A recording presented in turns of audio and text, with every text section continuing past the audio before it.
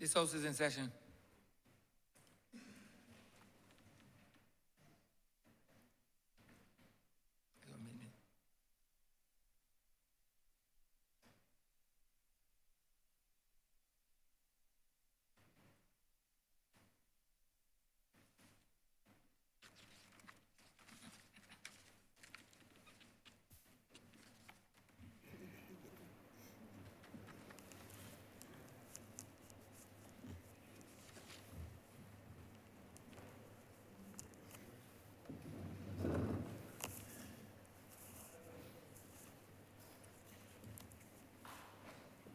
Minutes of the meeting held on Tuesday, September 13th, 2022 to be deferred.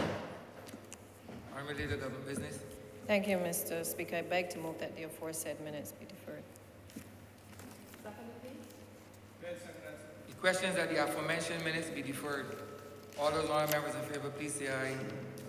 Those against, please say no. We think the ayes have it. The aforementioned minutes are hereby deferred. Announcements by Your Honour the Speaker. Message from Her Excellency the President. Message from Her Excellency the President. 16th of September 2022. Dear Mr. Speaker, I wish to inform the Honourable the House of Assembly that with the approval of the Honourable Acting Prime Minister, I shall be on duty leave from the 16th of September to 23rd of September 2022. In accordance with the provisions of Section 33 of the Constitution, the Very Reverend Dr. Jeffrey Douglas Gibson will perform the functions of the office of President during my absence. As the Honourable the House of Assembly will not be meeting prior to the start of the duty leave, it will not be possible for the usual formal message to be sent to your chamber. Will you, therefore, please bring my absence formally to the attention of the Honourable the House of Assembly when next it meets. Yours faithfully, President.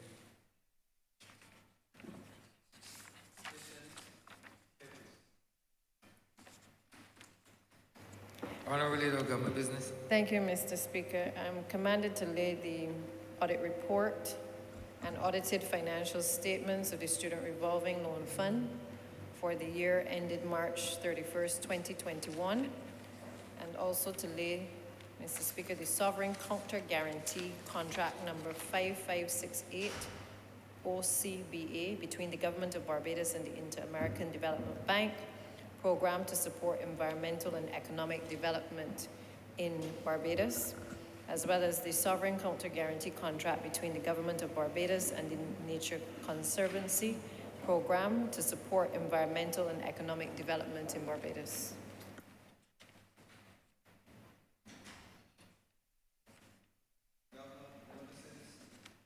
Private members' notices, notices of questions, reports from select committees, first readings of bills, statements by ministers, congratulatory and/or obituary speeches, personal explanations, motions for leave of absence, oral replies to questions, notices of motions for the adjournment of the House on matters of urgent public importance, orders of the day.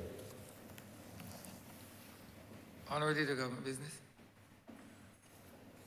Thank you, Mr. Speaker. I beg to move the suspension of standing orders 6, 16, 18, 20, 42, subsection 5, 43, and 44 for the remainder of the day's sitting.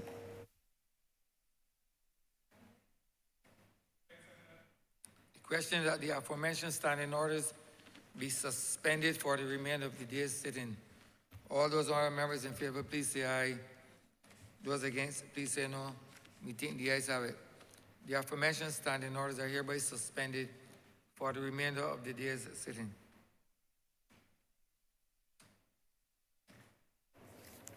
Government business, sir. Government business is the order of the day. Order number 5. In the name of the Honourable Minister of Housing, Lands and Maintenance, to move the passing of a resolution to approve in accordance with Section 5 of the Crown Lands Vesting and Disposal Act, Chapter 225, the vesting in the National Housing Corporation of a parcel of land, the property of the state, situate at Brighton in the parish of St. George in this island for housing development.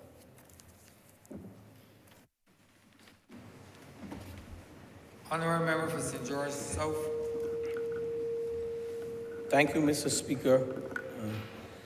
Blessed good morning to everyone. I rise in this chamber, Mr. Speaker, to lead off this debate with respect to the vesting of a resolution before the House to vest some 2.943 hectares and we know acres, which is 7.2 acres of land, at Brighton and St. George in the National Housing Corporation for the purpose, the public purpose of housing development.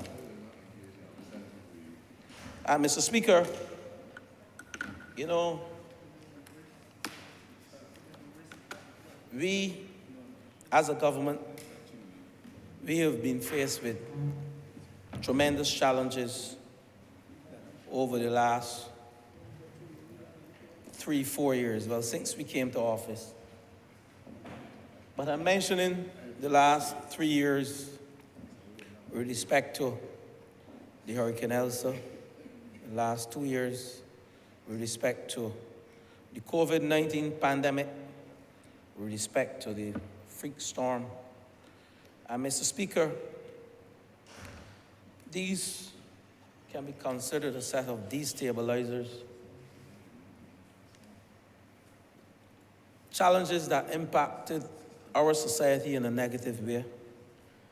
And having been faced with challenges in 2018 when we came to office to restructure our debt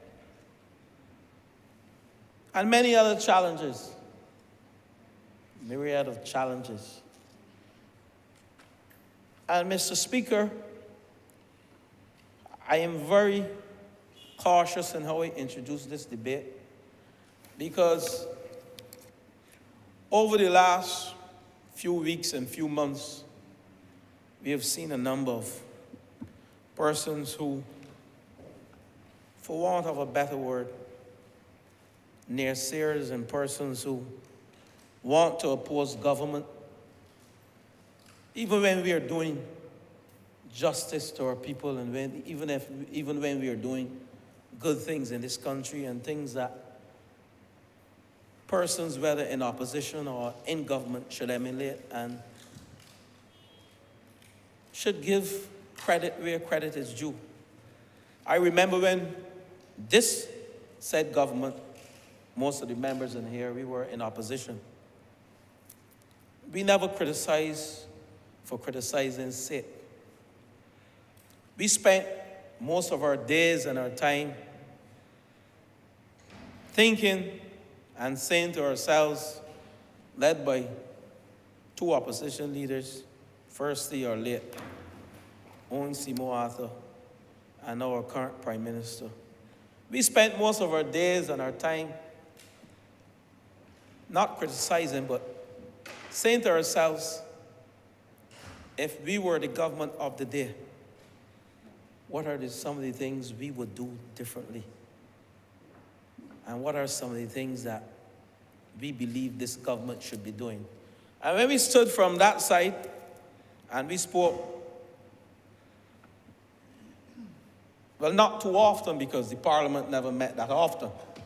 So when we got the opportunity to come into these chambers and we spoke, we never got up and tried to tear down individuals. We spoke on policy issues and we spoke on things that we believe the public of Barbados thought were important because we rubbed shoulders day in and day out, with the people of this country to understand what they wanted and what are some of the measures and the policy initiatives that the government of the day should be putting in place. But they didn't listen to the people.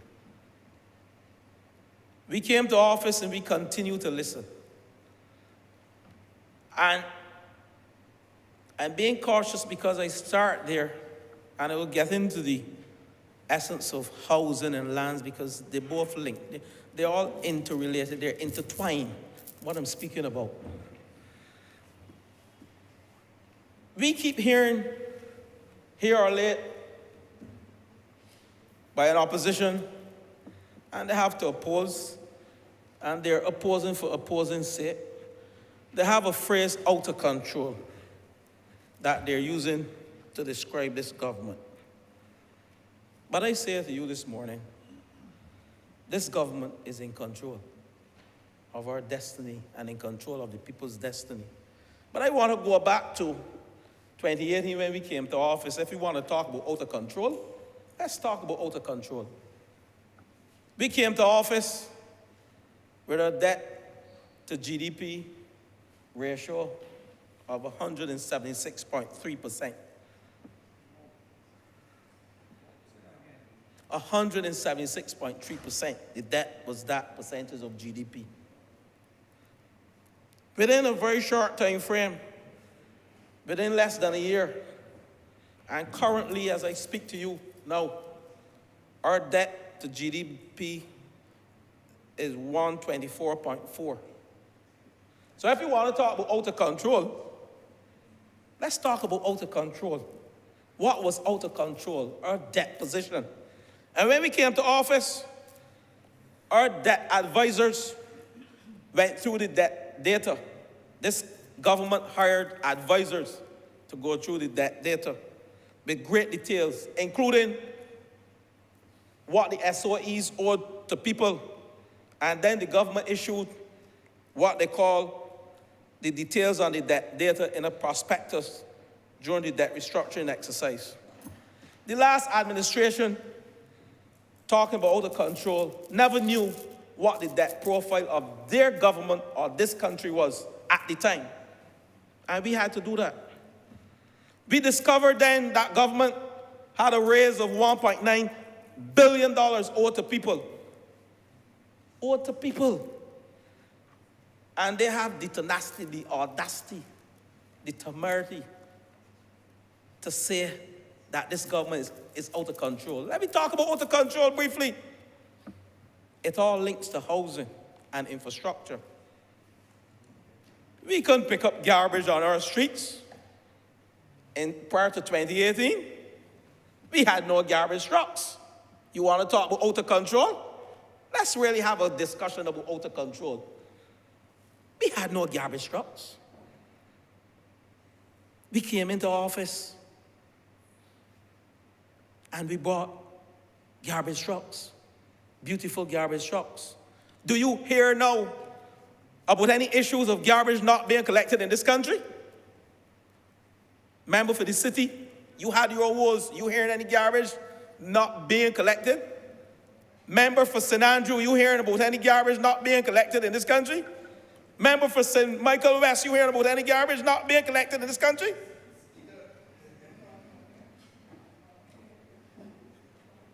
But we ain't finished there, you know. Let me talk about out of control. Go to the South Coast.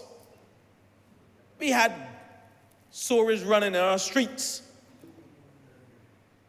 The member for St. James Central used a term that I don't want to use in this house, this chamber. I can't be using this chamber. I can't use it here. Thank you, Mr. Speaker. He spoke about persons swimming in it. On the South Coast, they were swimming in it. You want to talk about out of control? That was a government out of control. But we ain't finished there. Transportation wars in this country.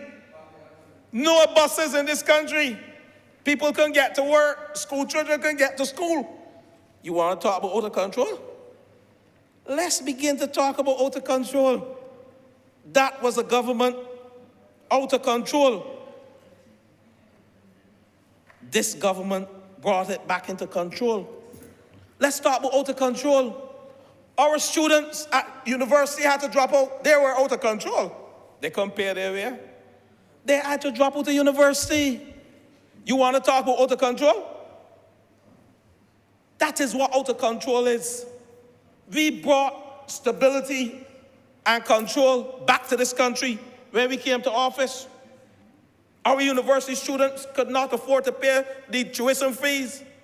When the guys over here back then climb the ladder and then kick it down and say to them, if you want to get there however you can. That is out of control. You want to talk about out of control? They were out of control when they built houses in St. Philip, Carpenter's Glade, just above the prison. And they stood for 10 years, empty. Vines growing in the houses, unoccupied. You want to talk about out of control? That was a government out of control. The housing issues in this country were out of control. People could not afford a house in this country. You want to talk about out of control? That is out of control.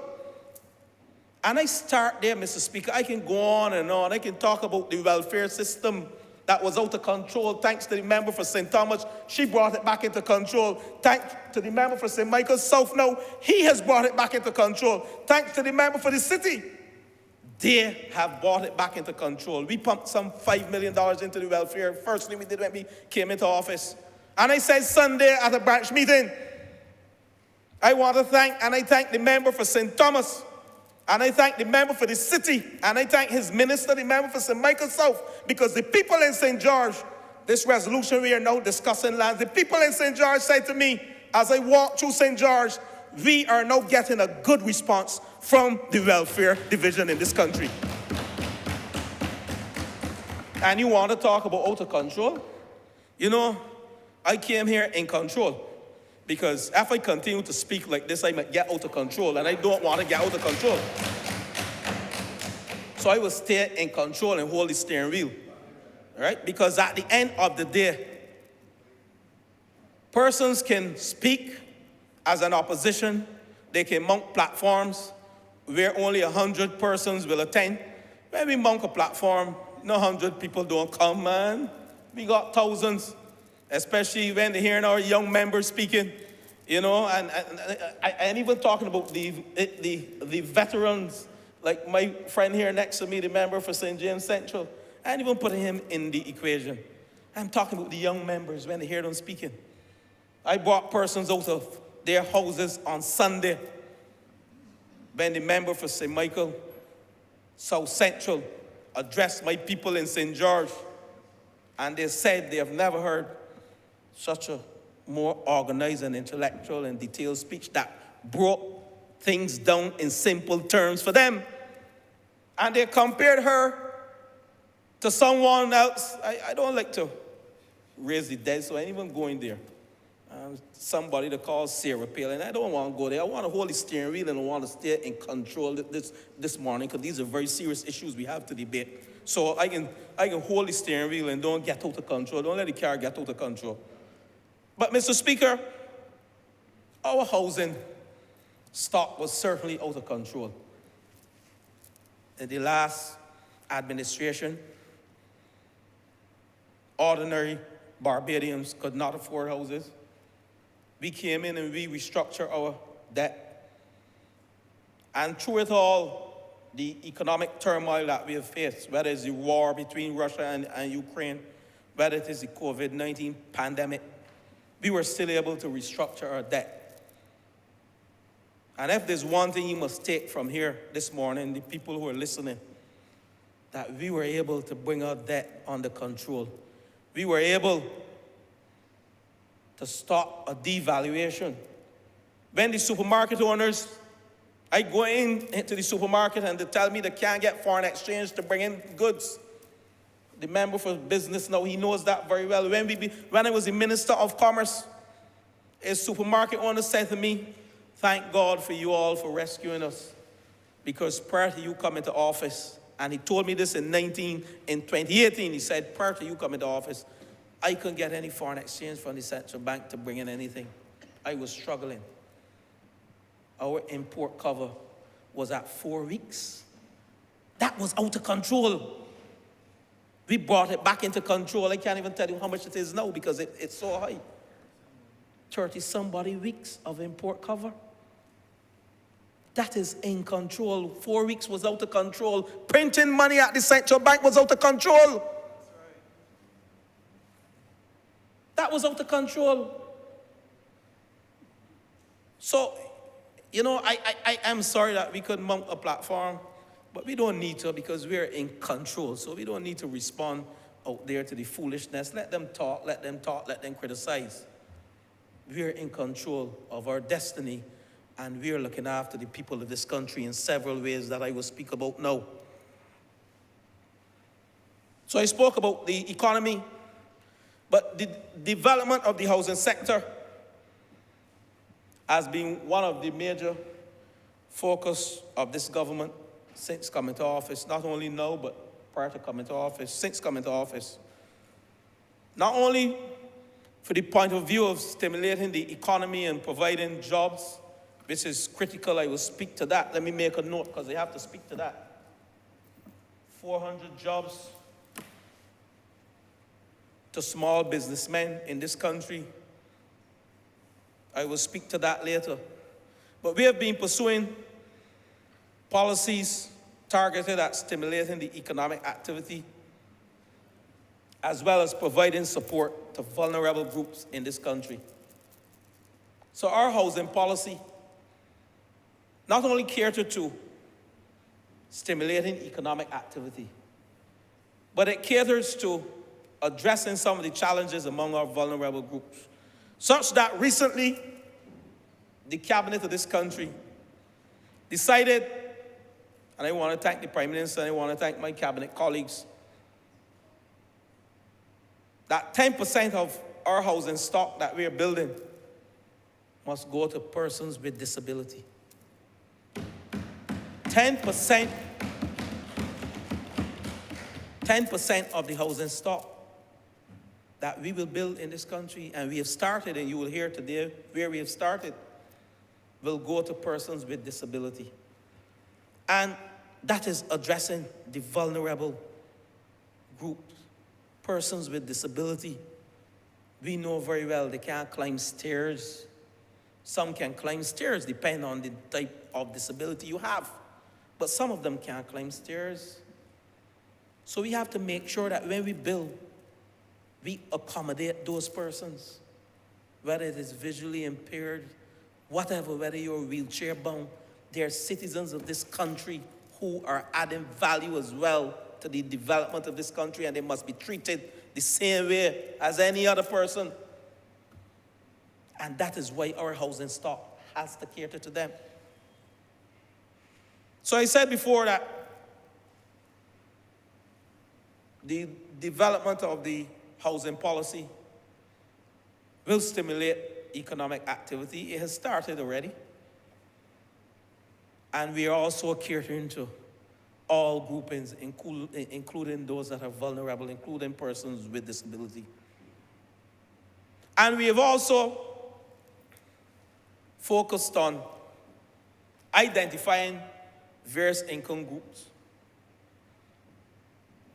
We know houses were built in this country, and we know under the last administration, and we know persons earning under $2,000 net income a month, and even persons earning $2,500 net income a month could not afford those houses that I refer to at Carpenter's Glade, that they're allowed to run to ruins, that we then had to come to office and address.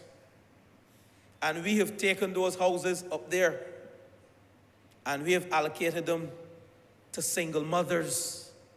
You can imagine that? We have allocated those houses at Carpenter's Glade to single mothers.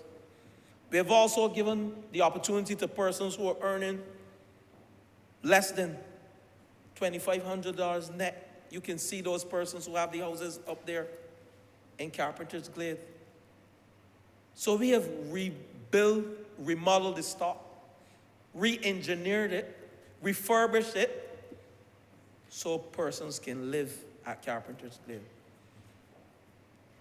It's not a perfect situation, because I visited last month, and I see there's still some work we have to do as a Ministry of Housing, Lands and Maintenance, as well as National Housing, the state-owned enterprise, to allow persons to live in more comfort. Because some of these houses, as they begin to occupy the houses, they begin to see defects. So certain things are what I call behind the scene defects. We use that term sometimes because you can't see them up front, but when you begin to occupy and then showers of blessing come upon us, then we tend to see the leaks. High winds, then we tend to see some of the challenges.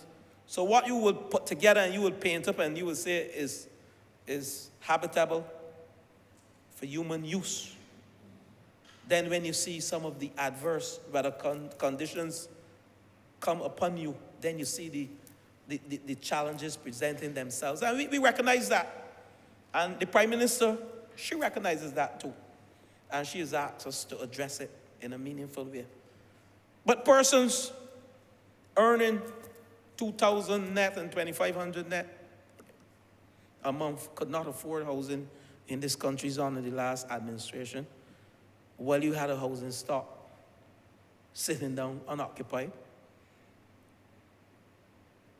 And Mr. Speaker, what we have done, we have categorized, we have created sectors, and we have looked at the various sectors and how we can build out the housing stock to support the various income categories.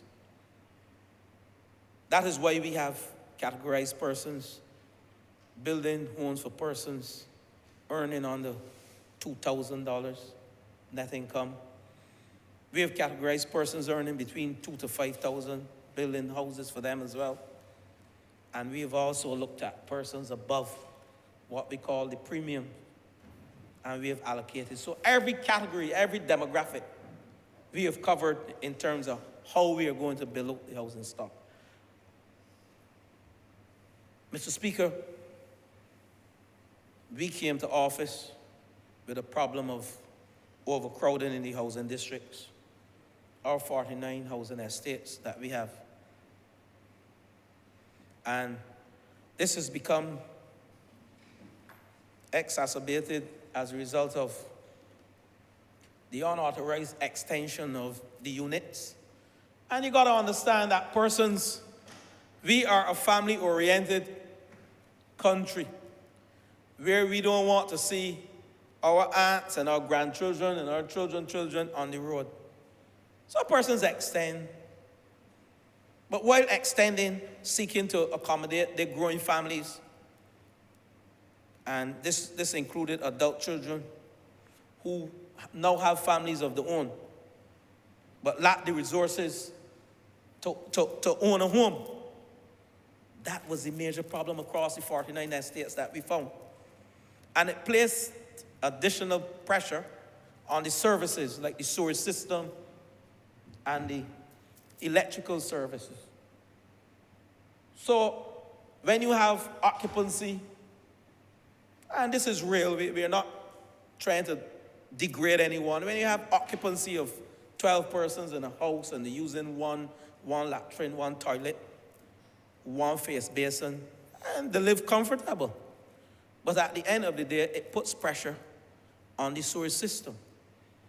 And we don't want to be out of control and have any sewers running in our streets like we have seen back then. So we have invested into our sewer system.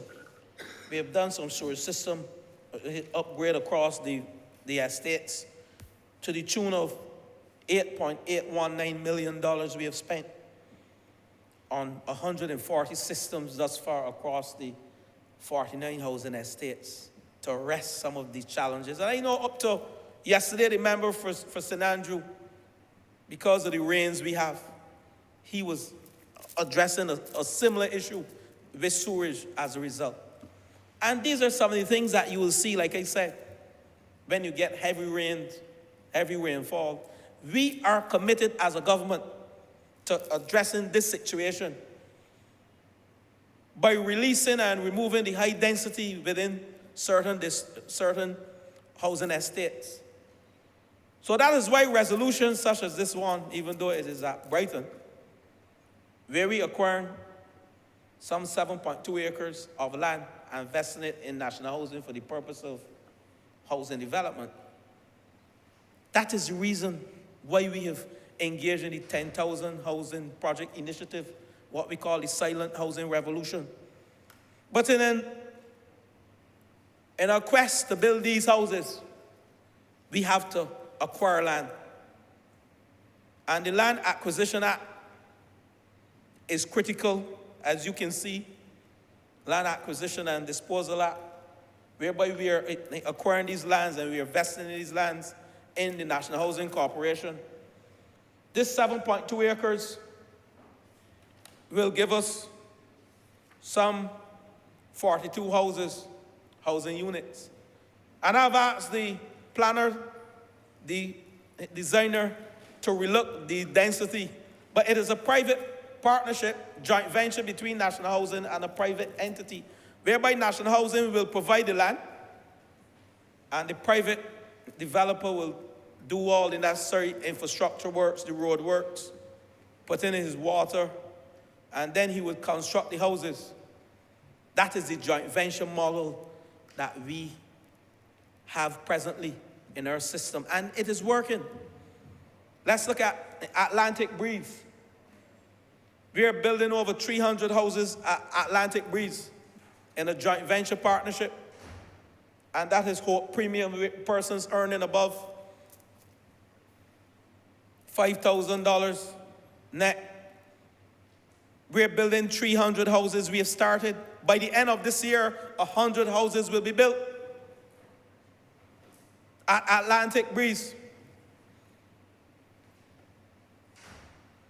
So that is the land issue there. The government acquired the land, vested it in NHC, and NHC entered into a joint venture partnership with a private developer to build those 300 houses over a 3-year period. 100 houses every year. This is a government that is in control of its destiny and its people's destiny.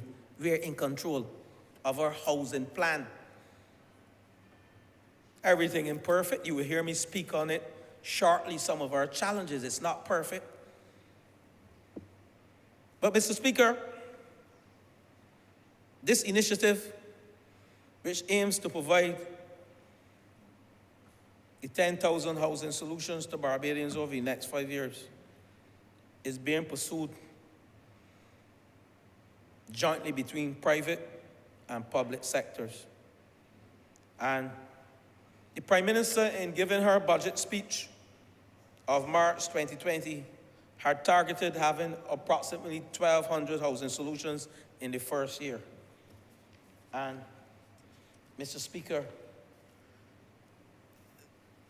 the Ministry of Housing and Lands, though, we have projected just over the 1,000. And I wouldn't split here as over 12 or 14 houses. But we need to achieve our targets. We set targets as a government. Similar to how we arrested our debt profile, we came in and we went through our debt. We hired debt advisors to determine what debt we owed to persons. 1.9 billion we paid out to persons, to people in this country and abroad. We recognize that we have to do similar planning, projections, setting KPI targets in housing. And the Prime Minister's target of 1,200. And I will speak to it now because we have a number of projects going on, and I will mention just a few. I didn't plan to get into any big housing matters in terms of the number of houses we have built thus far and Joe Villa and that, but I will mention just a few. At Allen's Court, that's on White Park Road. Come the end of October, we will have 5 quadruplex units built, and that will house 20 persons right-to-own units in this country to address some of the challenges in the urban corridor. The member for the city, he just walked in and he's smiling. The member for St. Michael West, he's also smiling. These are the MPs in the urban corridor. they will smile because come the end of October, we have built, we're in the process of completing. I heard the member for the city told me he passed because he goes there more than me. More than I do. I was there this weekend. And I know the paint is on. He told me the paint is on. And I said, yes, he is truly checking in the city. And the member for St. Michael West, he called me up to yesterday.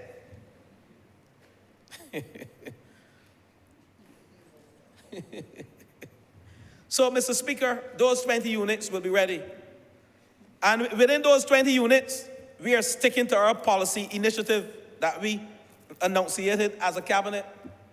10% of those houses will be allocated to persons with disability, Mr. Speaker. So 10% of 20, that's 2. But nonetheless, every single housing development that we build in this country on the National Housing Corporation and even some of the joint ventures with private entities, we will be allocating for persons with disability. But I go down to Eden Lodge, where we, right after we leave Aline's Court, we will journey to Eden Lodge. We have the lands there. We don't need to vest these lands in National Housing. National Housing has the lands. And we will build some more quads. They won't be as extensive as 5 quads. I think we can get 3 quads there. That will house 12 persons. And again, persons with disability.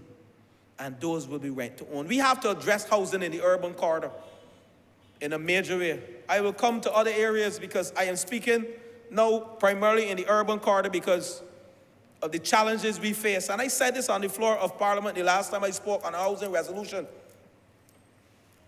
We have density challenges within the urban corridor, and we have to address it.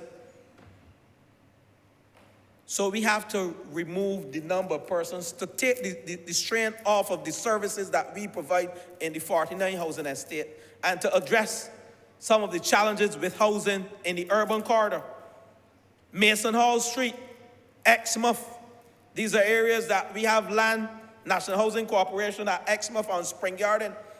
And I heard the member for St. Michael South Central said on Sunday that she is hoping that we still do high-rise building in this country. And I smile because the plan is to have some high-rise at Exmouth in the constituency of St. Michael Northwest. That's the member for St. Michael Northwest area. And that is supposed to address some of the challenges within the St. Michael area. And, Mr. Speaker, earlier in this year, we came to this chamber and acquired some 7,021 square meters of land at Sergeant Village in Christchurch. We vested it in National Housing Corporation. And we have started building some 11 houses. The east-west houses, the light gear steel houses will go there at Sergeant Village. That's the request that was made, and it has been accepted. The design work has finished. Tongue and Country Planning and Development has approved it, and work has started there. So, Mr. Speaker, this will provide another 10 to 12 houses at Sergeant's. It's a small plot, but nonetheless. Another 6 sites, Mr. Speaker, in addition to Brighton, and I will get to Brighton in the end, but I just want to take you through the process because this, remember, my theme, this is a government in control of its destiny. We are in control of our destiny, and we are doing things to support every single class in this country. We are not out of control. I spoke about out of control just now, and I keep referencing it. Another 6 sites have received planning approval, and these are the 6 sites that have received planning approval. Clifton in St. Philip, that's 9 lots. Coconut Hall in St. Lucie, member for St. Lucie, we are now getting ready to construct the road there, and work has started there. That's another 22 lots. Then we go to River Crescent, where we will be building some 62 houses. And River Crescent, the infrastructure work has been completed. And I want to thank the private sector company who went in there and worked tirelessly day in, day out, and night to have this site ready for houses in this country. Grisette's Great House, another 3 quads we will be building, 12 houses. And these are some sites that are ready. Branchbury East, we have some 13 lots, and the most calls that I receive, and I see the member glancing, the member for St. Joseph glancing, the most calls I receive about housing, those calls are from the member for St. Joseph. Some 13 lots at Branchbury East. Ginger Works. Concordia North in St. Philip. Presently, work has started there to do the necessary infrastructure on the land so we can build some 144 lots, 144 houses there. And when I add that to what we are doing at Hope Inc., at Vesper Gardens, 164, at Pool North, 201, at Colleton, another 90-something lots. This year, we are on course to achieve our targets. So, Mr. Speaker, but we are not finished, because one of the housing estates that has tremendous challenges, or a few of them, reside in the area of St. Michael's Southeast. And the good news is, to the member for St. Michael's Southeast, we have just signed the conveyance. We have developed some 40 acres of land in St. Michael's Southeast at Lower Burney. We have signed the conveyance for some 40 acres of land, where 280 of those lots, houses will be built between NHC and the commercial state-owned enterprise called Hope Inc. And the other half of that, the other 20 acres, will be a joint venture partnership between a private entity and National Housing Corporation. So that is what we call Planning Gains land, and then we go to Branchbury again on the western side of Branchbury, where we have some other Planning Gains land. So, Mr. Speaker, as I stand here and I speak on this resolution, we clearly see that this government is focused, and it's not all talk, because we have started infrastructure works at most of these sites. Then we are going to Allen View. I've started discussions on Allen View in St. Thomas to address some of the challenges that we face over the years from the last administration, to make those residents comfortable, and that will require some relocation. And we have the land identified, and that is being addressed as I speak to you. That will not come in the year 2020, 2023, but plans have started, and hopefully within the next year, year and a half, we should see some progress in St. Thomas with respect to the Allen View residents. So the member for St. Thomas she hearing talk, but she wants to see action. And I know that is what she wants to see, because she heard talk from the last administration that was out of control and did nothing for her. But like I said, member for St. Thomas, this is a government that is in control, and we will certainly address that long-standing issue that continues to annoy those residents of Allen View that are situated in that nice environment of the Cave of Barbados. But, Mr. Speaker, you know, when you speak to persons in this country, nearly everyone, they're now saying they don't want a piece of the rock. They're now saying they want a home. And it is our duty as a government. We may not be able to give every single person a home. But every 5 years, as we recycle policies and we look to be more innovative and creative with our housing solutions and our designs, I am certain that once the people of Barbados give us the opportunity and the time, we will bring tremendous respectability to the housing stock in this country. We will ensure that families are able to leave something for their children.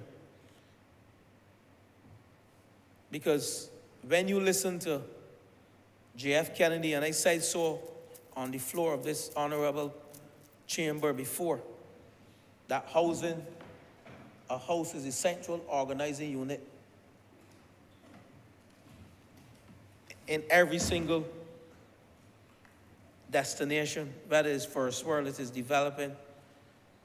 And JFK said that from the standpoint, and he used references, that is where you pay taxes, that is where you vote, that is where you educate your children when they come from school or before they go to school. They only spend a certain amount of time at school.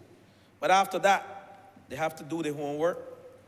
And that is why Hurricane Elsa and the freak storm impacted our citizens in a major way, whereby some of our young children, houses were without electricity even before Hurricane Elsa. But we were able, and we are, and I will speak briefly to that, bringing some respectability to these 1,796 persons that have been affected by Hurricane Elsa. And Mr. Speaker, let me go there briefly, because we've been hearing about all talk and no action coming from certain quarters. But I started to set the record straight on Sunday, and I'm going to go further into it today. Because when you as a government can decide to rebuild 1,796 houses, to bring back respectability to residents and the housing stock as a result of the effects of Hurricane Elsa and the freak storm, that is a government that cares. And let me just bring it so I can see, because the eyesight is not as powerful as when I was 30 years. That's why I don't play cricket now. And I only manage and I watch. But I'm being told that I have to play a game within the next few weeks. And I will certainly do a little practicing, and I will bowl, but I will not bat.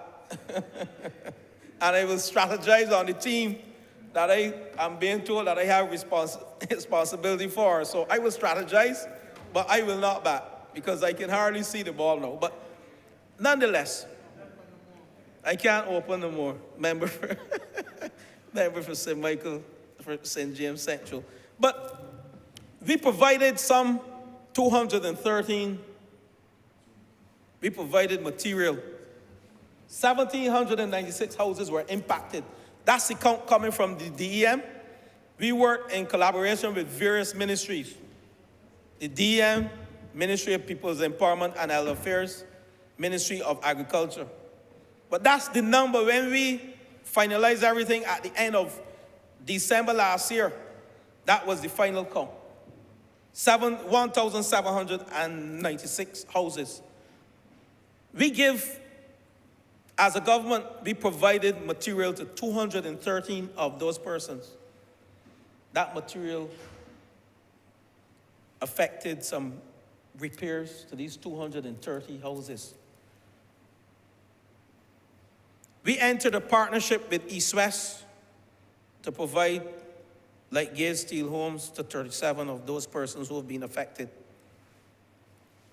So the total repairs that have been allocated to the three agencies of National Housing, the Urban Development Commission, and the Rural Development Commission were 1,496 houses allocated to those three agencies.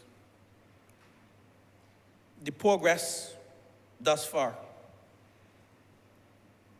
Between structures that have been finished, they're close to 600, and structures that are currently in progress, that brings a total of 1,091 out of 1,496. That's about 74%, if you do the math, of houses that are in progress, work in progress, and they have been repaired and rebuilt by local contractors in this country. We have engaged, as a government, 420 local contractors to rebuild these houses. 420 we have engaged. The Minister of Small Business continues to advocate for that sector. And we've rebuilt and repaired and started, and we will finish before the year's end some 73% of these houses. But we have still to mobilize another 15 to 20%, roughly around 220 houses, you can do the math, out of the 1,496. So those persons who are listening and who on the call input program, you know, when you undertake such a project like this, and we are going through a restructuring effort as a government, and we are battling with COVID-19, we are battling with Russia and Ukraine, and persons walking around and believing that we have a washpan of money sitting down. Which country you know now has a washpan of money? You can tell me in Belgian parlance. Tell me the country that has a washpan of money sitting down. But the government, though, we have invested heavily in this project because we want to bring respectability to our average citizens. We want to make sure that every single person who was impacted, you know, some persons look at me and said, but you all taking on such a task, that is a mammoth task, you sure you can get it done? It is indeed a mammoth task. Persons would get on the calling program and say, we haven't finished these houses and we started every since. But let it do research. On average, it takes 14 months to rebuild after a hurricane. Do your research and see. And let's count from July 21st. The hurricane struck us on the 2nd of July, 2021. Let's say getting that list finished probably took another 2 months. Cabinet approval, I don't have it in front of me when, but let's count from, if you want, let's count from the 1st of September, 2021 to September 2022. That's what, 12 months, right? That's 12 months. It takes, on average, 14 months in the first world to rebuild from a hurricane. We're doing an exceptional job as a government in seeking to bring back some respectability to the citizens of our country. So when they get on brass tacks and they talk about, yes, there are challenges, and like I said before, if I stand here today and I say to you that every time I want to pay a contractor, I get the money, I would be lying. We have to understand the situation that this government faces right now. It is not the usual operations. It is not like back then when they had a lot of money around the place and they didn't know what to do with it, so it was corruption on top of corruption. That was a government out of control. That was a government out of control. The corruption that occurred because they had the funds and they run it down to they have 4 weeks of import cover. They were not monitoring their debt. And I'm here to tell a story as I speak on housing. I ain't just going to get up and talk about lands at Brighton. I ain't even talk about St. George yet. We have a story to tell the people of this country. We have a story to tell the people of this country as it relates to housing. So that Low Bernie, the 40 acres coming next year, going to help the Deputy Prime Minister, the member for St. Michael Southeast, and the member for St. Michael East. He complains that he only gets 6. My good friend for St. Michael East. Mr. Speaker, he will get more. He was neglected. All of us, we were neglected by the last administration. And this government, when the Prime Minister, the member for St. Michael Northeast allocates, you know, she allocates fairly. And, you know, let me pause and go back briefly. I don't want to lose track. But the program, the member for the city, the Adopt a Family program.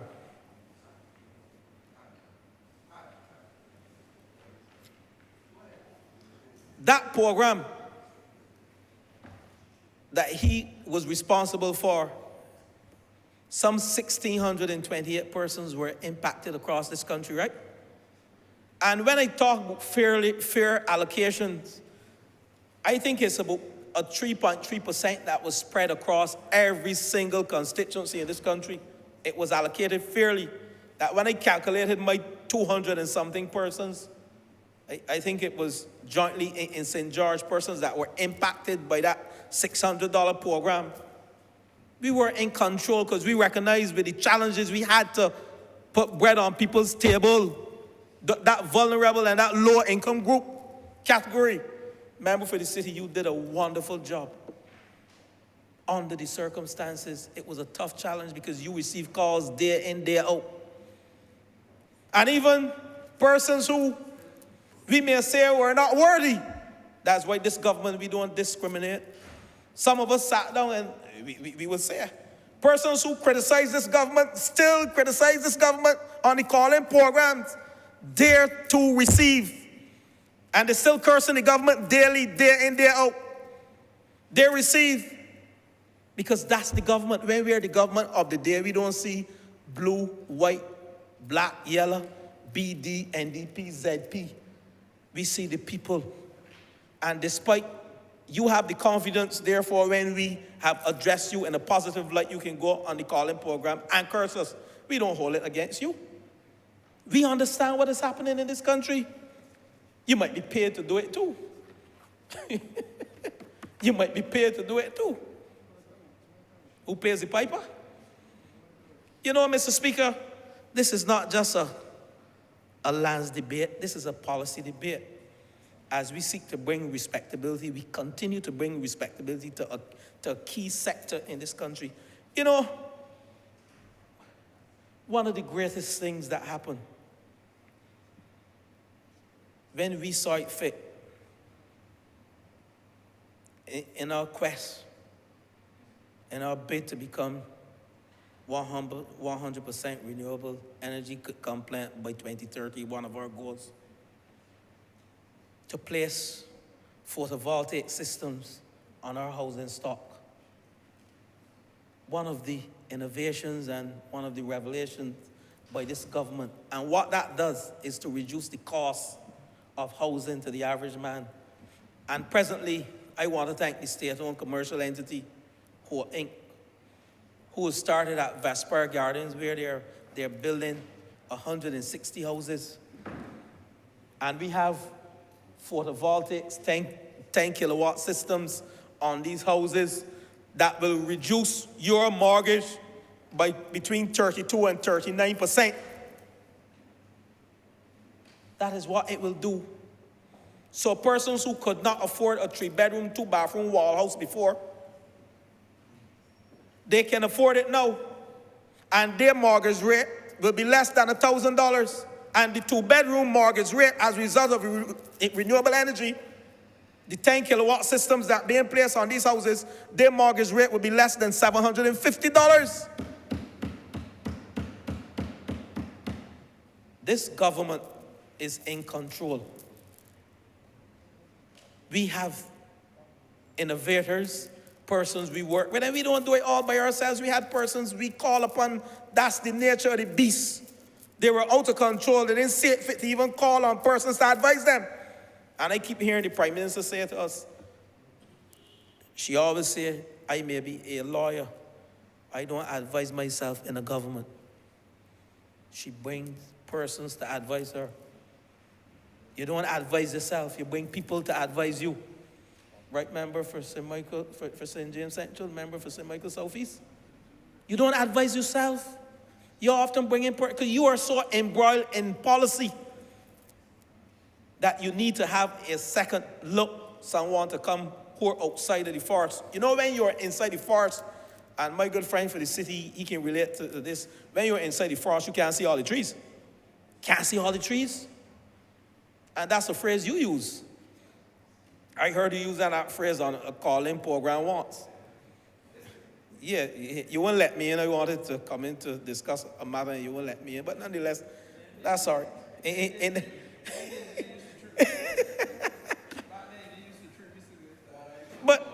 But Mr. Speaker, you know, that's a revelation. That's an innovation. You know, so that when we talk about going green, this government, we are battling on all fronts to ensure we are pushing several frontiers, whether it's in housing, it's in energy, whether it's in water works. You know, and I mentioned out of control, and I forgot to mention water. You know, we had tremendous water wars between 2008 and 2018. Persons were running with tanks and installing tanks all over Barbados and buying bottled water to pour in tanks. I never saw anything like this yet. Are we doing that now, member for St. Michael East? We ain't doing that now. So who out of control? You know, these things we have to speak about and let the public know what is happening in this country. Who were out of control. And I keep hearing people saying that the young people don't want to hear about back then. But you know, some of the best stories that guided me as a young boy were the stories from my grandfather and those elderly men as I walked the streets of Allerton and surrounding districts. They were able to tell us, and listening to Mr. Jordan, the member for St. Peter's dad, when I journeyed from that institution in the north, I would spend time with him, talking with him, not knowing that I would be sitting with his son today in a cabinet and a parliament, you know, advising policy and trying to do the best for the citizens of this country. Men like Mr. Jordan, those guys in Ellerton, my grandfather, the late Stephen Llewellyn Sutherland, give me stories. And why I'm going there, because I say it to the young people, you have to know where you're coming from, create the path to make sure that you don't make the same mistakes that were made back then. As we develop, there's innovation, there's creativity, things are changing. But you still have to understand what happened back in 2008, in 2010, in 2013. You still have to understand that if we had installed a plasma gasification plant at Vaucluse, what the price of your light bill will be today. That was a government out of control. The Lord rest the man in the grave. That was a government out of control. A plasma gasification plant that would have seen electricity bills skyrocketing. That's what they wanted to do. The Lord rest in the grave. We don't talk about it then. I talk about a policy initiative by the last government. That was the government out of control, and they have the audacity to mount a platform with 100 people on Sunday. Only 100, man. Somebody said down through they had 60.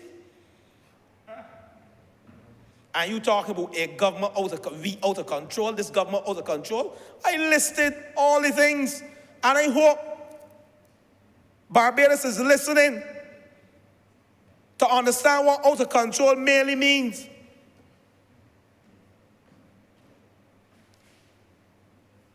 That's out of control. Building a plasma gasification plant. And we came in here, and I sat where the member for St. George North was sitting is sitting now with the member for St. Michael Southeast, who sat where the member for St. Lucie is sitting now. We were the two youngest members at the time, tutored by the member for St. Thomas and the member for St. James Central. And we sat, we debated, and we begged, we plead. We told the then Prime Minister, you will commit a sin if you put a plasma gasification plant in Vaucluse in St. Thomas. We ain't accustomed to that technology. Those temperatures were outrageous. We were wondering how they were going to get those vessels out the port, the size of the plant, the diameters on the roads of Barbados, how they were going to install it. But it was about the largesse. They were out of control. That was what it was about, the largesse. Greed was out of control, member. Thank you. That was the problem. So when they could mount a platform and talk about out of control, when we are debating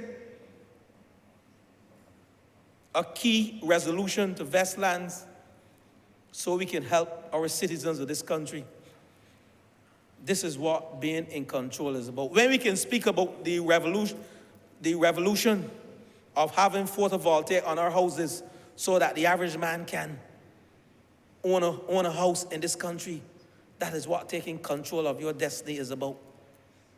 When we can speak about reducing our density in these high-density areas where 10 persons living in a home, and we're creating the lands, whether it's planning gains or we are purchasing the lands and we are investing the lands, like I'm doing now, to ensure that we reduce the density in the housing areas and that persons can live comfortably.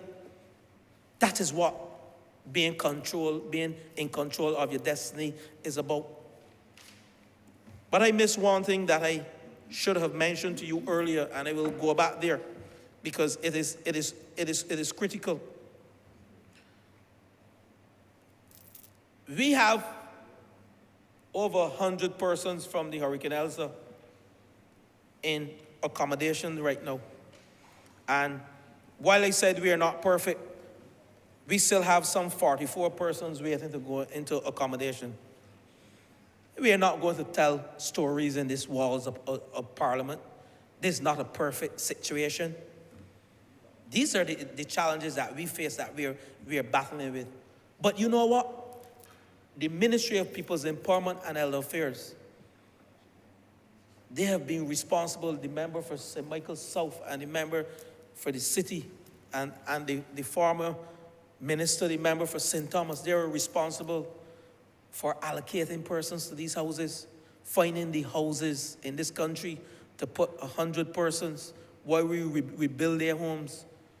And we are paying for the accommodation. And I want to thank the member for St. Philip North, South, who's not here, sorry. The Ministry of Agriculture, they're feeding the people in accommodation. That is what a caring government does. So as I stand here, Mr. Speaker, discussing this housing resolution to acquire these 7.2 acres, I had a story to tell. I ain't finished with the story. I may end today, but I'll come back at the story because all cannot be said today.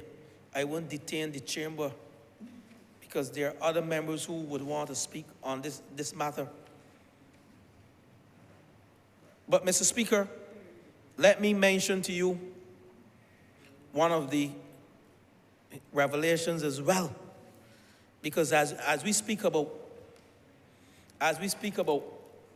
acquiring lands to build these houses, and I don't want to speak out of term, so I will reference what I have here.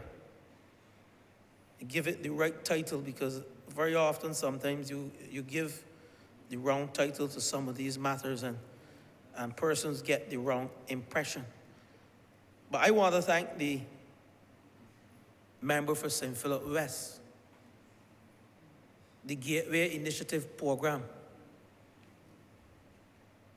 Construction Gateway Initiative Program. That's in there, right, member, for St. Philip West, right? We have identified some unskilled persons that we need to skill up in this program as we seek to build our housing stock. We have some 425 workers, temporary workers.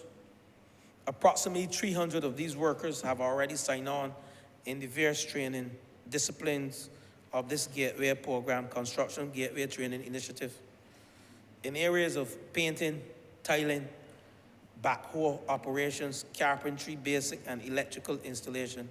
I mentioned plumbing.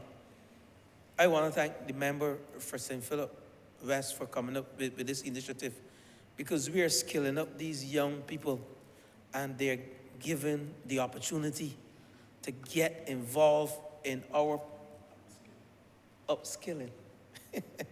The same thing, man. Upskilling, skilling up, it's the same thing. You know, the legal term is upskilling. But nonetheless, we are training these young individuals and not so young so that they have a skill. When we're finished with this program of rebuilding these 1,496 houses across the 3 agencies, this program will give us some persons who we can, as the boys will say, let them loose in the construction sector to earn a living. They will have a skill and start a business. And these are some of the innovations that we have created, and you know, the creativity of this government who is in control. These are some of the things that we have done. So we have married the labor force into our rebuilding hurricane relief effort so that these persons can have a skill and start their own businesses. We ain't stopped there. We have just sent out some young persons on the road, persons from Community College, Barbados Community College, Samuel Jackman Prescott Institute. These are persons who have gone out on the road to analyze our housing stock in a program called Seek and Secure. And I'm sure some of you, those of you who passed through your constituencies, because I saw them in St. George 2 weeks ago, they were wearing I thought they were from the UPP party canvassing already, because I had to stop and ask, you know, what happened in here. But then I realized they were in the same color as that institution. But they were assessing the housing stock in this country. They were looking at various structures, wooden structures, wall and wood structures, and looking to see how resilient, doing the collecting data on the age of the houses, looking to bring that data so those persons who have the responsibility for assessing the housing stock can tell you whether these houses, which houses are vulnerable, which houses need hurricane strap. And we have the hurricane strap program where we are providing 10,000 hurricane straps to persons, these type of structures, when we assess. And we're doing 5,000 in the first instance. So when we're talking about a government that is under control, we're talking about this government in out of control, because we're doing the things that matter to our people and our citizens. We're doing the things that stimulating our economy. We're doing the social engagement, assessment, involvement to alleviate some of the stresses from our people.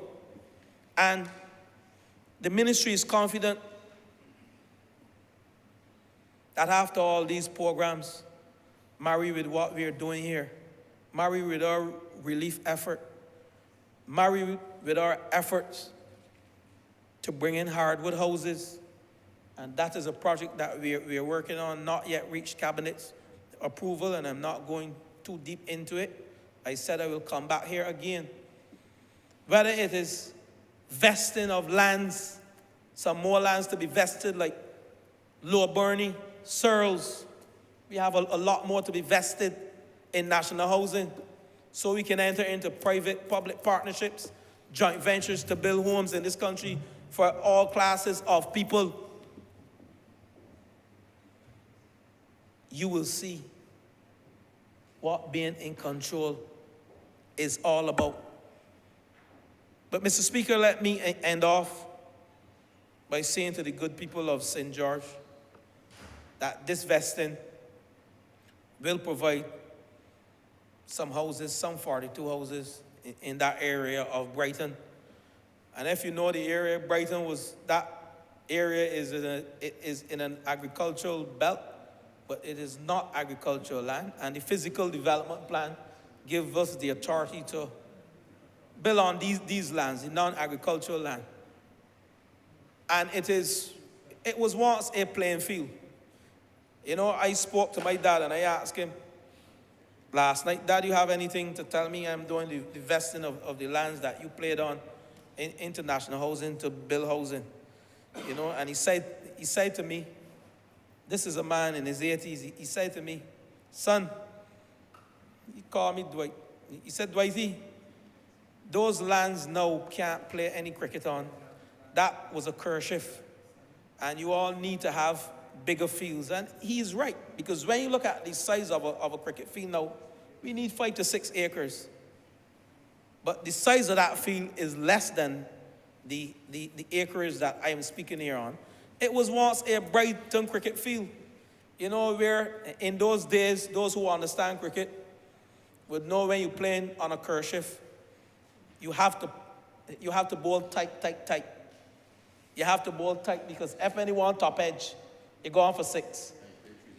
Yeah, you're playing 3s and 4s and 2s and 4s. You know, so these lands, we're not taking away prime agricultural lands. We're utilizing non-agricultural land in an agricultural belt to provide housing solutions for the people, not only of St. George South, but the people of St. George South will get their fair share. And we are targeting low to medium to middle income bracket. You know, we spoke about categorizing those persons earning less than $2,500 and persons earning between $2,500 and $4,000 a month. So housing is coming to St. George. These lands will be vested. And certainly the member for St. George North as well, we don't leave out one another. We do things as a team. And of course, she has to be part of this allocation as the member for St. George North has to be part of this allocation of housing stock within the St. George parish. And Mr. Speaker, you know, I say to the people of St. George, we are still looking at some lands in Draxall. And within Draxall, you know, Draxall is a large plantation. I'm not going into any discussion on it today, only to say that we are looking at to acquire some land in the area of Draxall, in the vicinity of the pavilion and the playing field, for low-income housing as well. And we are also looking at an area in St. George North, where the member for St. George North and I were looking at, that is Cottage. When we went on our rubbing shoulders, we are also looking to bring some housing solutions to the people of St. George. And I said we do it as a team. So I ain't going to leave out my partner, because my partner don't leave me out. You know, if she's weak, I am weak. If I'm weak, she's weak also. So the people of St. George, we are here today, vesting lands in NHC to build houses. The surveyor plan was certified by the surveyor and recorded in Lands and Surveyors on October 13, 2006. And we have a copy of the plan. And Mr. Speaker, as Minister of Housing, Lands and Maintenance, I support the introduction of this resolution into the Parliament pertaining to the vesting of 7.2 acres of land at Brighton, St. George in National Housing Corporation. The Attorney General, Mr. Speaker, has certified the resolution as being in order for consideration by this Honourable House. And with those words, I take my seat, Mr. Speaker. Mr. Speaker, and I beg to move this resolution, that this resolution now pass.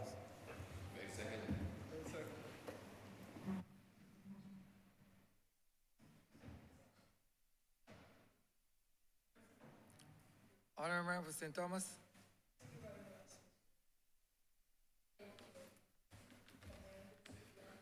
Mic is on. Mic is on. Yeah, mic. Bobby One. Thank you, sir.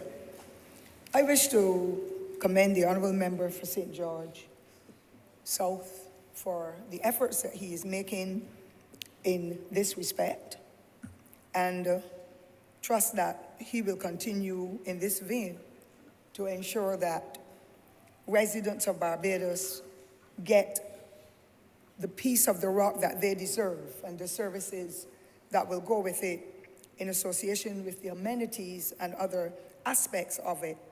So I want to commend him for that, and to remind him and other members in this country that this government and this Labour Party set of members here, it is our plan to be able to continue to pursue the goals that were designed in our various manifestos across the many years to ensure that Barbadians get a piece of this rock.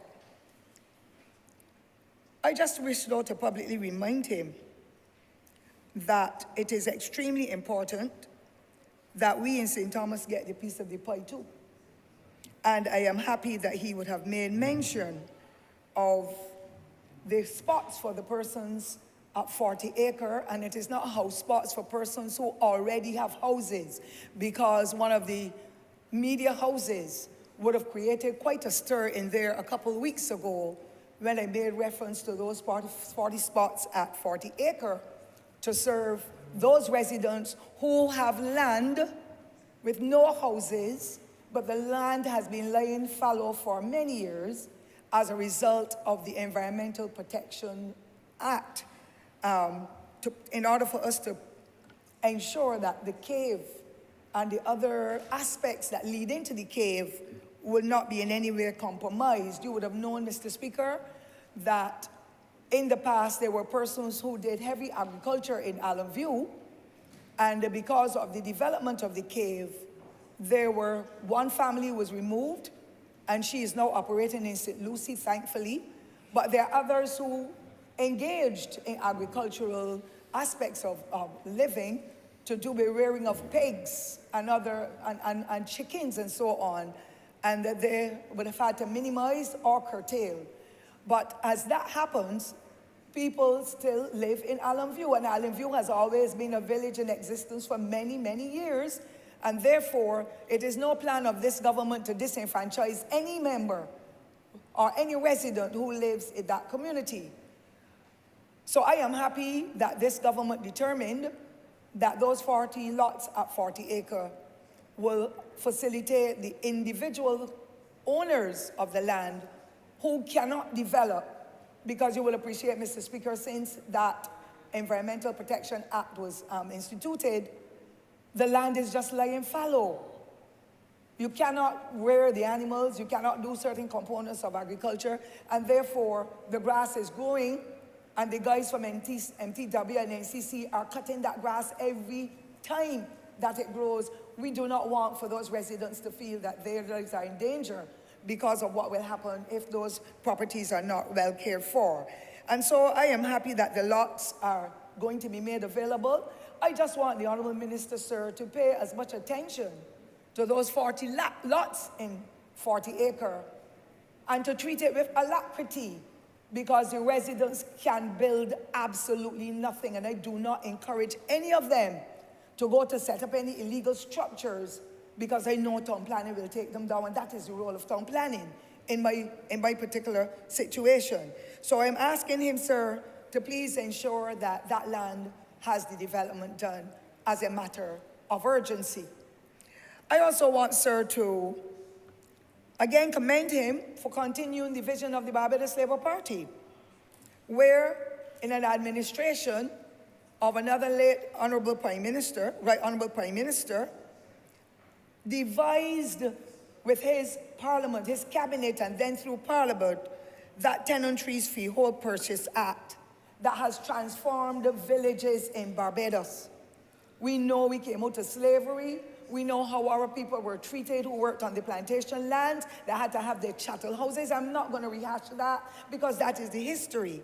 And therefore, I believe that the empowerment that people deserve at 10 cents per square foot in rural Barbados, and to go further in the time of another right honourable member, the honourable member for St. Peter, now deceased as well, where he ensured that the urban projects were devised and the legislation put in place for persons living in urban Barbados to access the lands they were living on at $2.50 per square foot.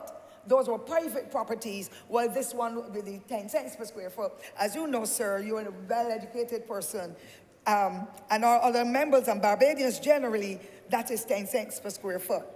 Now, we have some unscrupulous landowners, sir, in the parish of St. Thomas, and I believe it's across the island in rural Barbados, where many people are still seeking to have access to the land, access in the sense of being able to do the purchasing, but unfortunately are not given that privilege because some of the property owners, and meaning the plantation owners, are demanding that the spots are going at $15 per square foot, not on my living body. They cannot be going at $15 per square foot when the legislation says it's $10 per square foot. And what is bothering me most is that many of them are not aware that they're to fill out the forms and send them down to the Ministry of Housing. But there's scores of others. I sat and I assisted some in preparing the forms because they had their issues, and all you're hearing, but ma'am, I still have my rent book. I said, well, keep your rent book, excuse me. Don't give it to a lawyer, don't give it to anybody, hold on to it. That is the evidence that you were living here since the 1950s or 40s or whatever. And therefore, they are a little trouble now because most of them are getting older. Many of the children would have moved out, but they want to own the piece of rock at 10 cents per square foot. And so I'm asking the Honourable Minister and his team at the National Housing and the Ministry of Housing and Lands to work with alacrity to make sure that a specific individual or 2 or 3 individuals will work and accelerate those requests to be able for people to get their papers in their hand. That's what they say, I got my papers.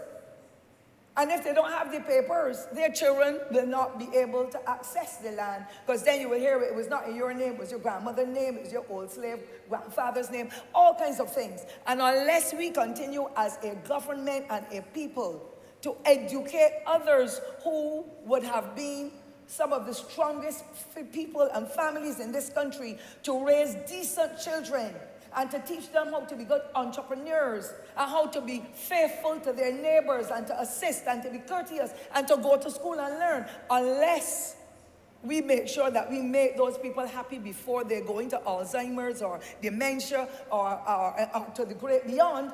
It is the business of this government to carry that tenantry's freehold purchase out even further, ensuring that those poor people get the papers or the documentation or the title deeds, if that's what they're called, sir, I wouldn't be familiar with it, that they can speak with pride and then bequeath whatever they receive to their children. So for someone to be telling a senior citizen that they now have to pay $30,000 for that land that they would have worked so hard and all day and night on, when they know that it is 3,000 square feet at 10 cents per square foot, though it's $300. It is wrong, it is criminal. And I want the Honourable Minister to listen to me, now not to the member for Christchurch East, but to listen to me, because I am going to be a loose cannon when I see poor people from anywhere in Barbados being taken advantage of. And that is what is happening with some of the landowners, not only in St. Thomas, the plantation owners, not only in St. Thomas, but across Barbados, because they think that the people are illiterate and that they don't know what's going on. And sometimes the children don't step back into the communities with their parents and guardians and help them over the processes. So, Honourable Minister, sir, through you, I would like for that special department to treat to those persons for tenantry spots that they deserve and they have earned, but the documentation needs to be processed. The land survey needs to happen, and I believe that is similar in urban Barbados. Let those people who are living on spots 50 years and they don't even know who the property owners are, but they're willing to pay towards accessing the house spots and to be able to walk with pride to know that their labor has not been in vain. I also want to commend the then government and this one.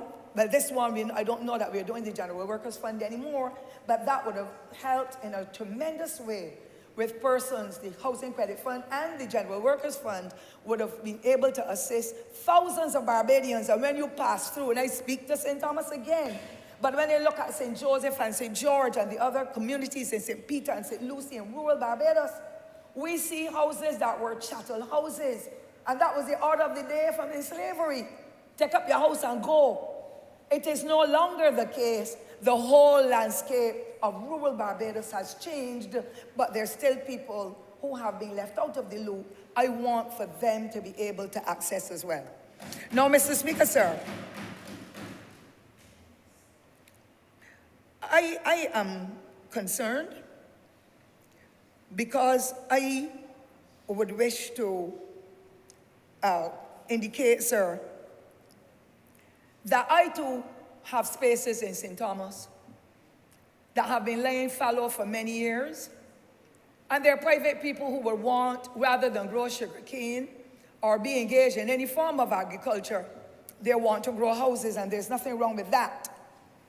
But when I focus on what has been happening in a section of the parish, where for the last 30 to 40 years, it's only grass, bush, and people are even afraid to walk. So some of these communities have become very, very lonesome and dangerous. As a matter of fact, when I think of Endeavour St. Thomas, a plantation that adjoins Duke's Tenantry, Lion Castle, Endeavour, Hindman's Hill, that is where it is located, there is so much potential there for houses to be placed there, to bring that area alive, because all it has been doing over the last 25 years, Mr. Speaker, sir, is every once in a while you're finding a body of a human being in that general Hindman's Hill, Endeavour area. I had a dear friend of mine, he and his teacher were at Erdeston with me, and his body was found there a few days later. Up until recently, there was a young man from St. Philip who went to Kadooment. His body was found down in Hindman's Hill. There have been women's bodies found there because the area is so lonesome, and the shrubbery, the overgrown bush, if that is what it is creating a bloody, excuse me, I beg your pardon, sir, a big nuisance, an unfortunate nuisance. And therefore, I am requesting, sir, that an aspect of Endeavour be acquired, and it is adjoining Vaucluse and Jukes as well. But Jukes Tenantry is a cul-de-sac. And once you go through that cul-de-sac, you have to keep coming back out in order to get to Lion Castle, or to get to the same Hindman's Hill, or to get to any of the other communities that are adjoining. And therefore, to develop sections of Jukes and Endeavour will have more people in St. Thomas being able to own a piece of the rock. And I specifically say St. Thomas, because I know we're not going to get a house in anywhere in the city that government will be building. I don't want a single, Mr. Speaker, and the Honourable Minister, please listen to me. I don't want a single housing unit, not one. People would prefer to buy the spot, have the houses built, and to be able to do whatever animal husbandry, whatever aspects of agriculture they will desire. And so I'm going to ask the Minister, please, at some point in time, to give me a hearing, because a lot of people in Barbados feel that because we are becoming aged, and I might be the second oldest in this honourable chamber, that I have no needs or I have no voice. I was brought here, sir, 6 times people voted for me to represent their interests, and I am not going to deny my people in St. Thomas, St. Lucie, wherever, once they contact me, Mr. Speaker, sir, I'm going to work with them, because that is what politics is about. Politics is about people. And if you can't help them, you tell them. So I want the Honourable Minister, please take note. 40 acres already there, please install the road, but make sure that some kind of acquisition is made for persons to be able to purchase some lots, that they too can get their independence. There are large families in St. Thomas. My mother had 8 children. All of them are not going to stay at home, and they want to be able to expand because they've got their children, their grandchildren, and the many other families in that way. And because they are working, they want to be able to get their own privacy. But I encourage them still go back and look for mommy and daddy and the others, because many of them need to keep that community spirit going to look after the senior citizens, Mr. Speaker. It's another conversation we must have. Senior citizens are suffering because children and family are moving out and leaving granny and granddad and auntie and uncle on their own. And then we know the negative things that are happening to them. They need that kind of assistance, sir. Now, Mr. Speaker, I also want to implore the other minister to start looking a little more seriously at my challenges in St. Thomas again, in relation to the houses that were damaged by Tropical Storm Thomas, and indeed some of them that were damaged in Ericot in particular the weekend before. I have grown tired, sir. I have grown tired of calling and asking and begging for formal reports. And you know, sir, I am like a sandfly. I am all over the place because once I get the calls, I am going to visit once the Lord continues to give me the strength. And I am not comfortable that I have had about 76 to 80 houses damaged in Tropical Storm Thomas. So excuse me, Thomas, I don't want it to be like in Thomas, because Thomas saw the devastation in 2010, and that last administration would not touch a house in St. Thomas, Mr. Speaker, sir. Not a single house, till I saw houses had to be bulldozed. And I also witnessed people whose houses got damaged, were employed, had little or no money, and they had to call on another sector that is in this society to be able to purchase 2 sheets of galvanized and some lumber. And that team, another ethnic group, sir, would bring or deliver. And that is how some of my people were able to get the houses rehabilitated to a point where they can live. So 2010, no, not Thomas, Tropical Storm Elsa. That is exactly what I'm referring to, because I don't want for this government to renege on its responsibility like that last administration did with the houses and properties from Tropical Storm Thomas. So I'm talking now of 2021 Tropical Storm Elsa, as well as the freak storm that came before. I do not know who the contractors are. Up until this morning around 3 o'clock, I'm getting WhatsApp messages with houses that the lights are flickering on and off like a Christmas tree. Families are still living in them. One person sent me buckets catching water because St. Thomas seems to be one of the most fertile parishes in this country. It rains every day, Mr. Speaker. You might need to want to come up there, sir, and get some of the breeze and the beauty and the refreshing showers. But if our house tops have been blown off and they have not been fixed, what can we do? And to call from now to the cows come home, it is not right. And you know, Mr. Speaker, sir, I am passionate about people who suffer. And sometimes how slow some agencies operate. And I'm not badgering anybody. I am just saying I want the houses finished. I have the photographs, grass growing almost as tall as the houses. And I don't know who the contractors are, and they are not calling anybody at National Housing or the Ministry of Housing, nor are they calling Rural Development Commission, because we are in rural Barbados, so it's not urban.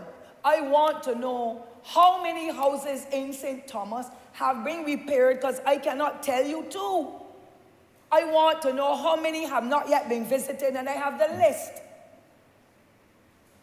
And therefore, I want the Honourable Minister, while he is referring to the others, and I'm happy for those who have gone back into their homes, I would wish for those who are still living in their houses, right opposite Allen View, where the Harrison's Cave car park is a family where the house the roof has collapsed since 2021, Thomas. The lady is in there in a wheelchair, Mr. Speaker.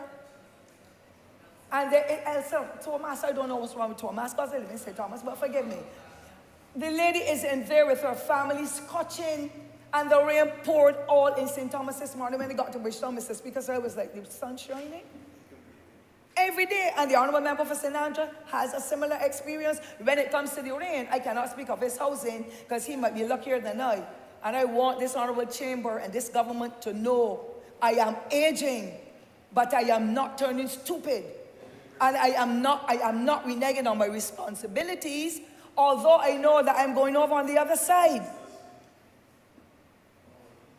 I'm not going to pay the honour member for the Christ Church, whatever it is, any attention. I know his passion for senior citizens, sir, especially females. So I'm not dealing with that at all. But he's interrupting me in my flow, sir, and I would not wish for him to cause me any distraction, sir.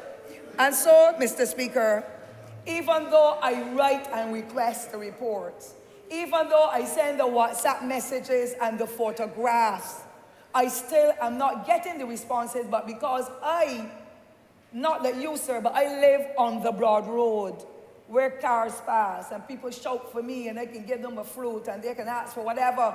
So I am interrupted every day. I'm not saying that in a negative way, but people are coming to say, my house ain't get checked, the contract ain't come back. This thing, the next thing, that is negative.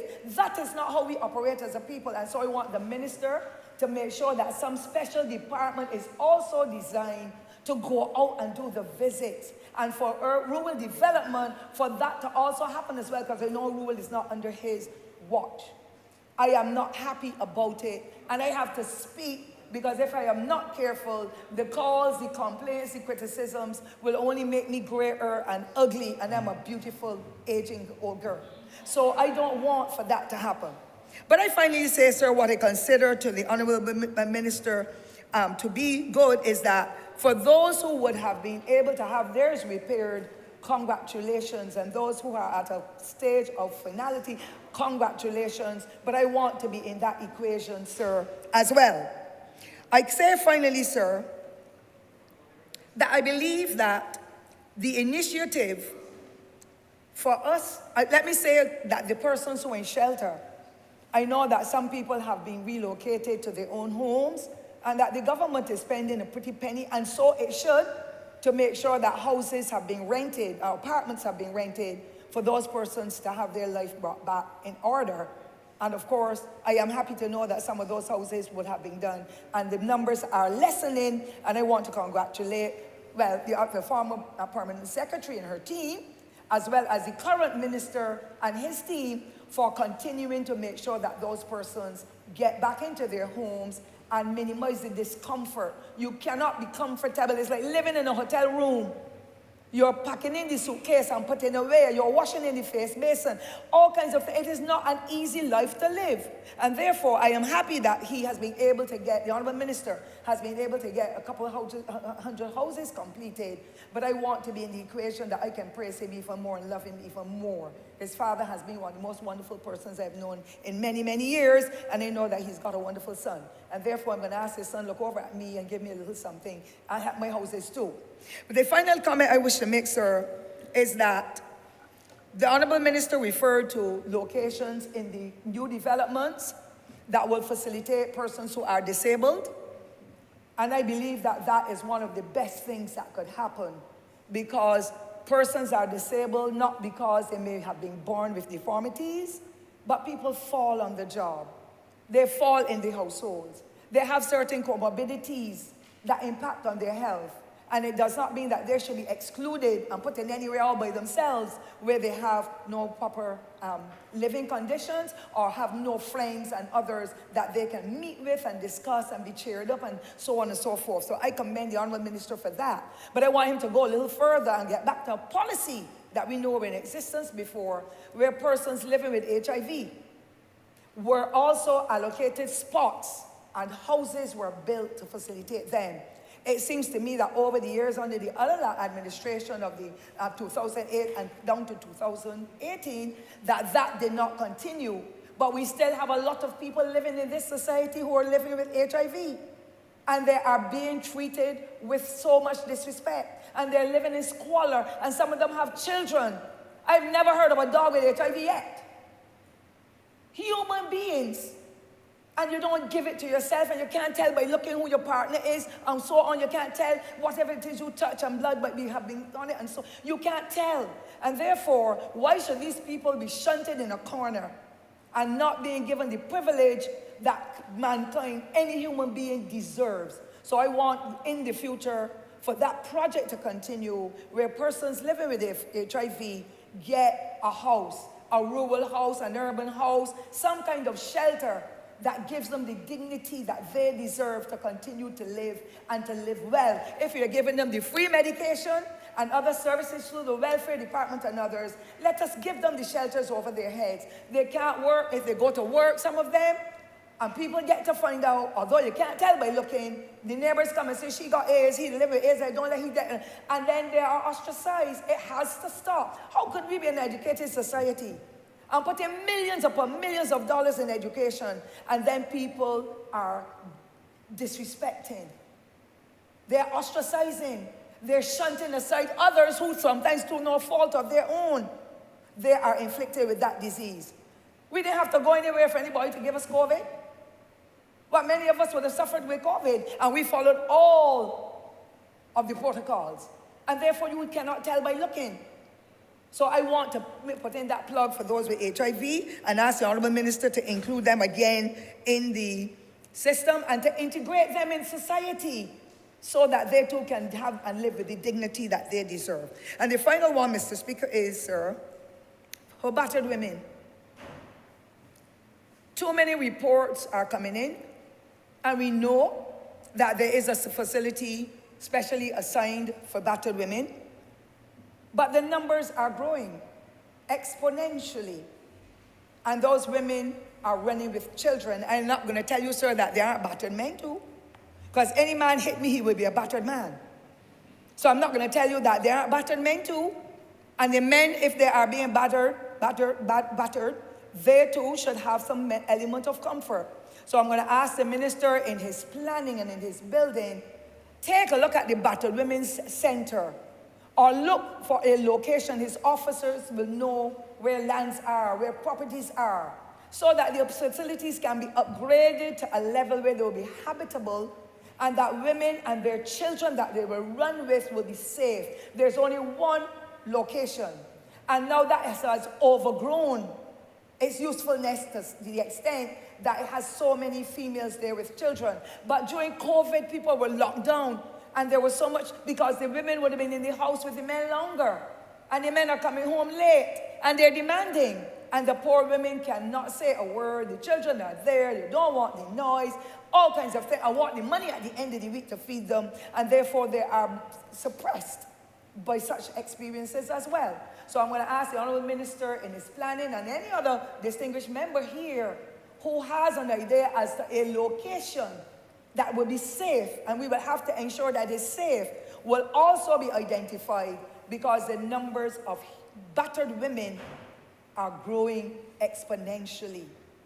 The other aspect of that is homeless women with children. And in the Ministry of People Empowerment, we had a location identified. 3 houses were built. Now there are persons who would have suffered through Tropical Storm Elsa that are occupying those 3 houses.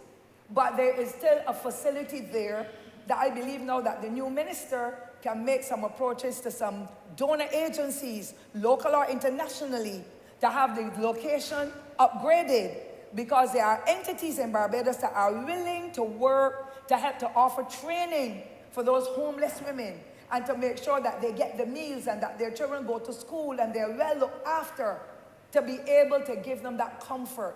It is no easy experience for persons to send messages at midnight. And you know, the honourable member for the city will soon get 1 million, because I'm going to direct some to him, because I'm no longer in that capacity. But my feeling and passion for them to be made safe is really very, very important. And so I'm going to ask the Honourable Minister of Housing and Lands to have another look at that project, where there is a facility, there was furniture and all of that in it. The 3 houses that are being occupied, when those persons return to their homes, that a special look be given for homeless women and their children to be facilitated, and there is space on that compound, where in that area, that there can be expansion so that independent living could be offered to those women. And then, and this is the point, they must be graduated out.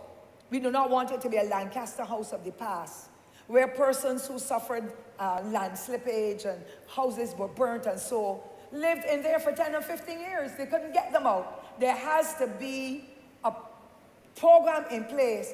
You get the training, they are handheld, they are redirected out of the system so other homeless women or battered women can get the opportunity once they get on their feet to go back and live in the regular society. And so, Mr. Speaker, I wish to express my gratitude to the Honourable Minister for the efforts that he has been making. He has inherited some, but when you inherit something, you work with it as well. And I have every confidence that he and the team at Rural Development Commission and any other entity will continue to look after the interests of the people of Barbados to make sure that they live that quality life that we deserve. And I close by reminding honourable members here, our late honourable member for St. Peter, the professor, the honourable member for St. Peter will always say, he came to government to stop poor people from being poor. This Barbados Labour Party has a motto that says, a better life for our people. And unless we follow those two mantras to make sure that people get better lives, that poor people are lifted out of the quagmire of poverty and put on a platform where they can become independent and then give back to society, whether it be through training in the community or serving the senior citizens or whatever positive aspect there is, I believe that we can do it collectively and individually, and another 10 years from now, we should see a Barbados that has been nurtured in a way that people work, give back, improve the quality of their lives, and we all live in a safer and secure Barbados. I wish to thank you, Mr. Speaker, sir.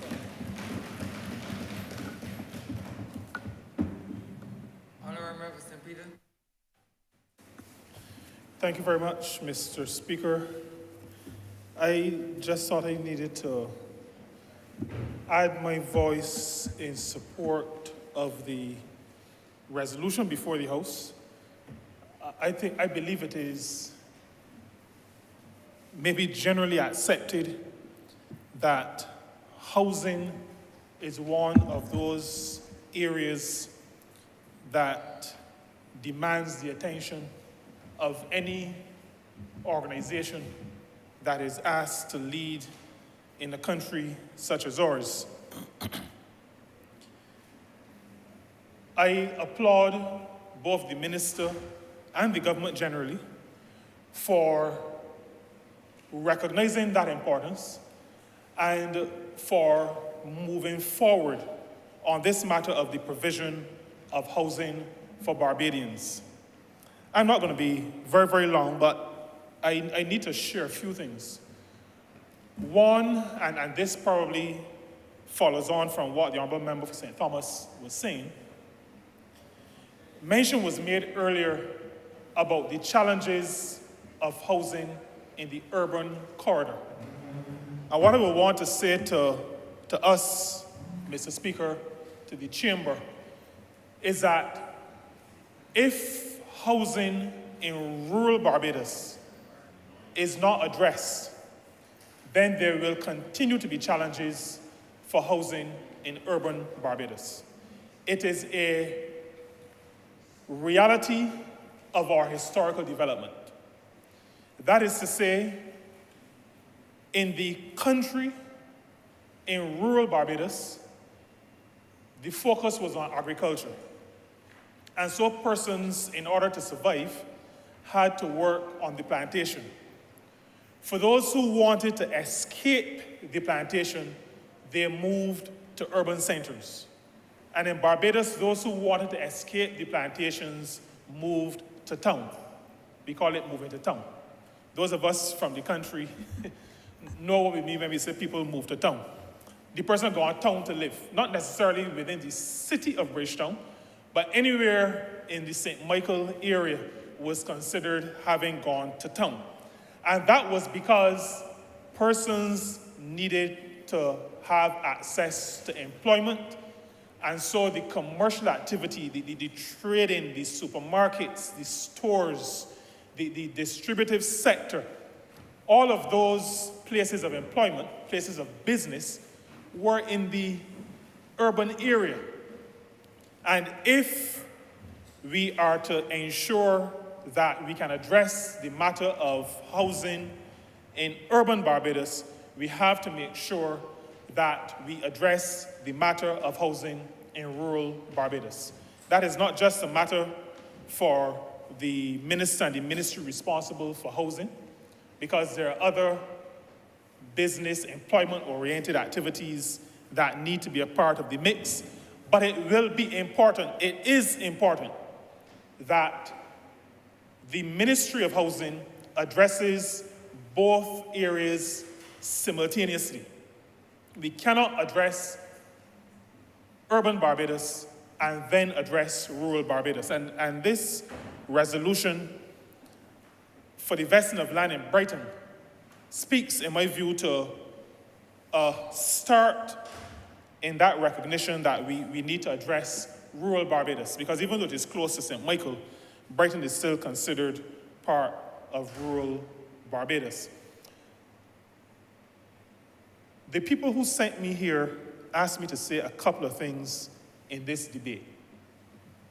We have a single housing estate in St. Peter, and that is the housing estate at Maynards. It is a relatively small housing estate. And one of the things that the residents in the Maynards say to me frequently is that I need to make sure that because the estate is small in terms of number of blocks and number of units, that it is not forgotten at the expense of the much larger housing estates. And so I hear my friend, the Honourable Member for St. George South, referring from time to time to the housing estates. Many people do not remember that there's a housing estate in Maynards that requires attention as well. And so if our people are not to feel that they are second to others, then we have to bear in mind all of the estates, those that are large, that contain thousands of persons, and those that are smaller, that may house just a few hundred persons. But in the Maynards estate, and I believe this is reflected in other housing estates as well, the matter of design for an aging population. The Honourable Member for St. Thomas spoke to the fact that persons, and she was referring specifically to persons who live in what we call tenantry land, those persons are getting older.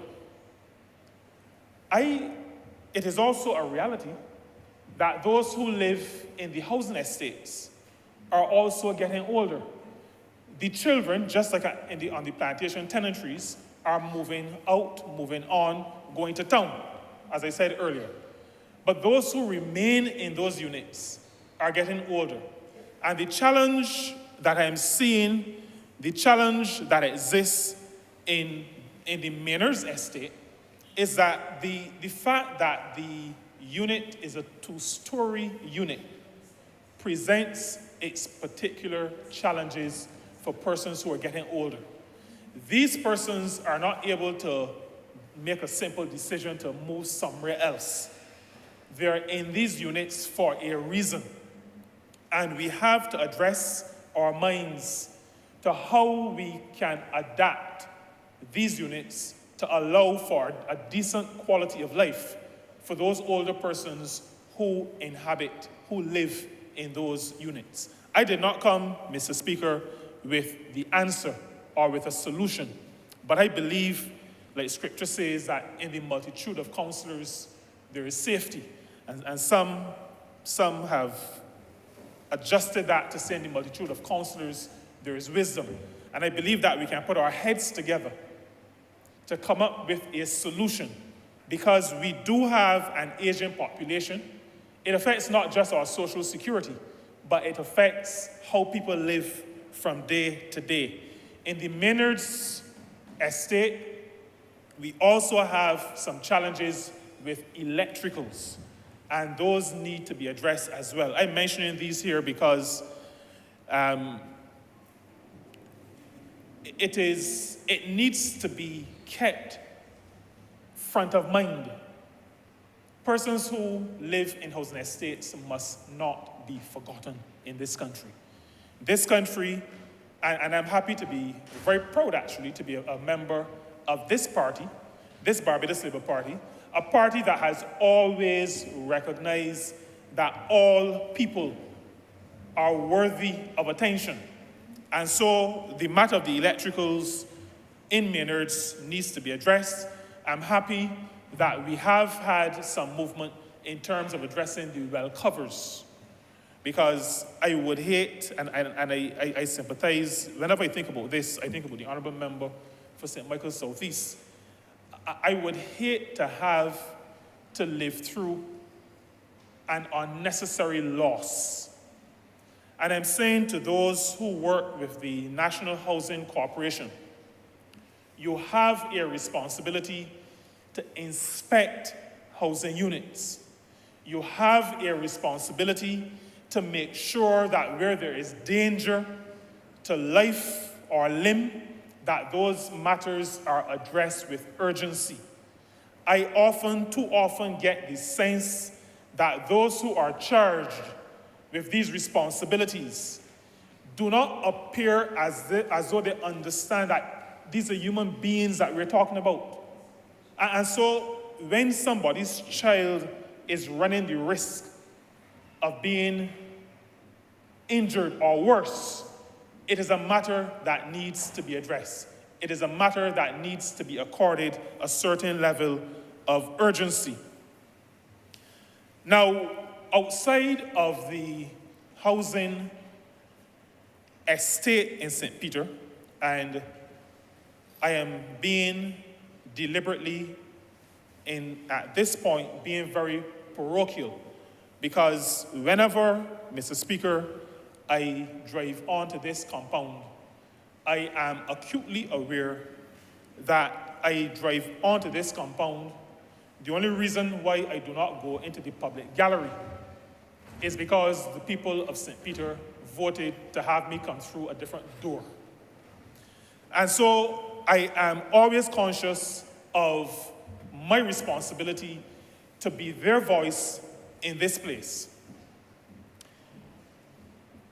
St. Peter, like many rural parishes, and I'm saying parish rather than constituency, because in St. Peter we have a, St. Peter almost unanimously does not recognize constituency. Wherever you're from in St. Peter, as a matter of fact, some people are offended having to vote in other constituencies that do not carry the name St. Peter. It is something that I grew up understanding, and when I heard from the former honourable member who preceded me, former Prime Minister, he also recognized it and always counseled us to treat St. Peter as St. Peter. And so if you get calls from other constituencies where the address is St. Peter, you treat it like St. Peter. In St. Peter, there is an attachment that residents have to the parish. And residents do not easily move out of St. Peter. But in many cases, we have no choice because housing development has not kept pace with the population growth. Our residents, and we as residents, because I'm one, I have been fortunate enough, having grown up in Rosehill, to still be able to live in Rosehill. But there are many people who have had to leave in order to make a life for themselves, to use a term that we would say. I want to call on us in our housing development to see where we can, around the existing communities, find additional land for additional houses. I get the impression sometimes that it may be more economical to look for larger plots of land. Plots that can hold maybe 30 houses, 40, 50 houses. But I want to suggest that in the interest of community life, in the interest of maintaining some fine community spirit that already exists, that we may need to look at situations where we can add an additional 5 or an additional 10 spots so that persons who have grown up, who have become an integral part of the community, can continue to live in the community and make sure that that life continues, that it survives, and that the spirit which we want to maintain, that spirit that helps with the raising of children, but that spirit that also addresses certain issues of safety and security and sometimes criminal activity. If we want to address these matters, then housing and maintaining existing communities, particularly in rural Barbados, needs to be addressed, needs to be looked at maybe in a different way to the way we've looked at it in the past. I also want to indicate, and while we are not aggressive people in St. Peter, I'm going to still use the term that I could be, but let me use former Prime Minister's term. If I don't mention this when I talk about housing, I'm going to get humbugged in St. Peter.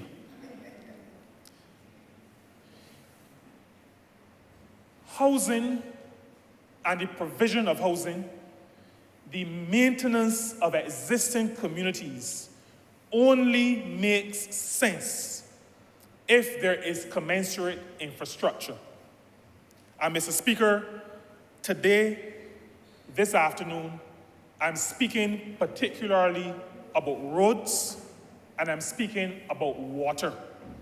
The people who sent me here expect me to say to you, Mr. Speaker, that we have a number of communities. If I come from south to north, there's Black Bess. To get to Black Bess, you have to destroy your shops. If you travel by bus, the bus shops have to be destroyed in order for you to get home. That's Black Bess. If you live in Fort Hill, or Indian Ground, or Lonesome Hill, or Orange Hill, or Missum, or Prospect, or French Village, in order, but not so much French Village, except that if you come through Mount Breveter, you have the same issues. But the road through Indian Ground, Mr. Speaker, must be one of the worst roads in Barbados.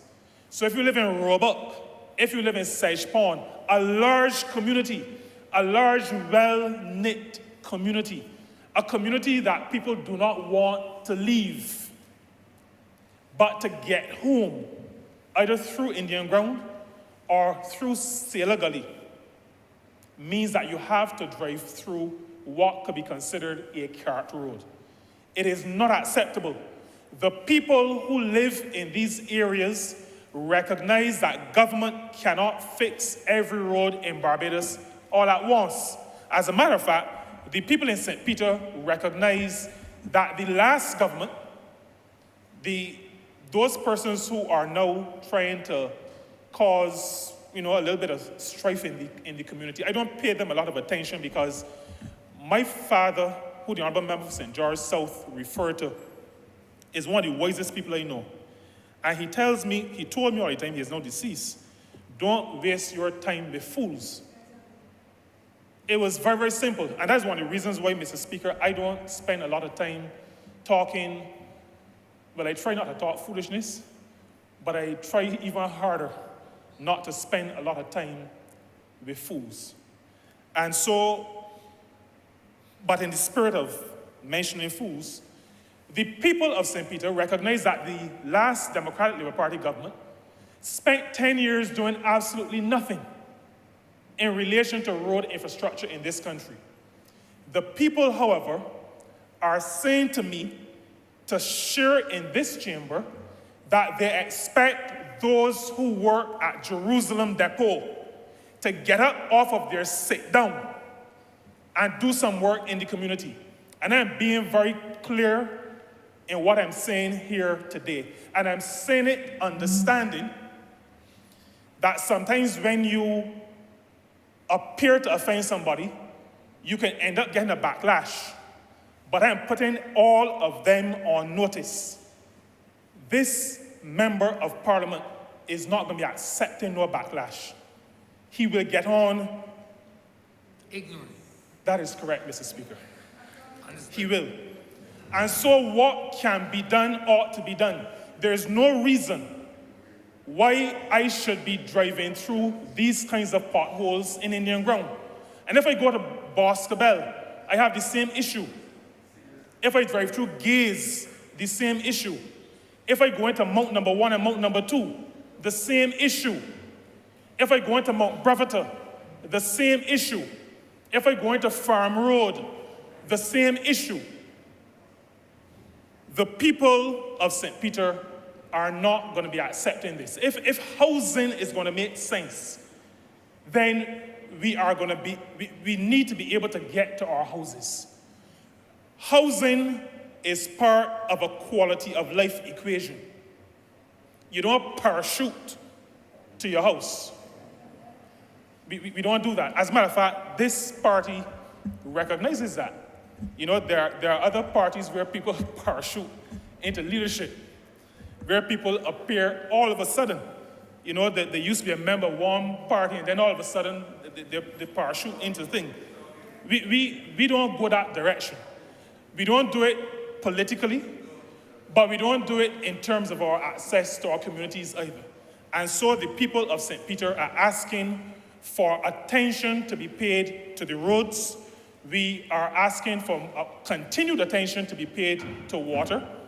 We are seeing, and they've asked me to express thanks as well, because from where I come from, we don't just criticize, we give thanks where thanks is due.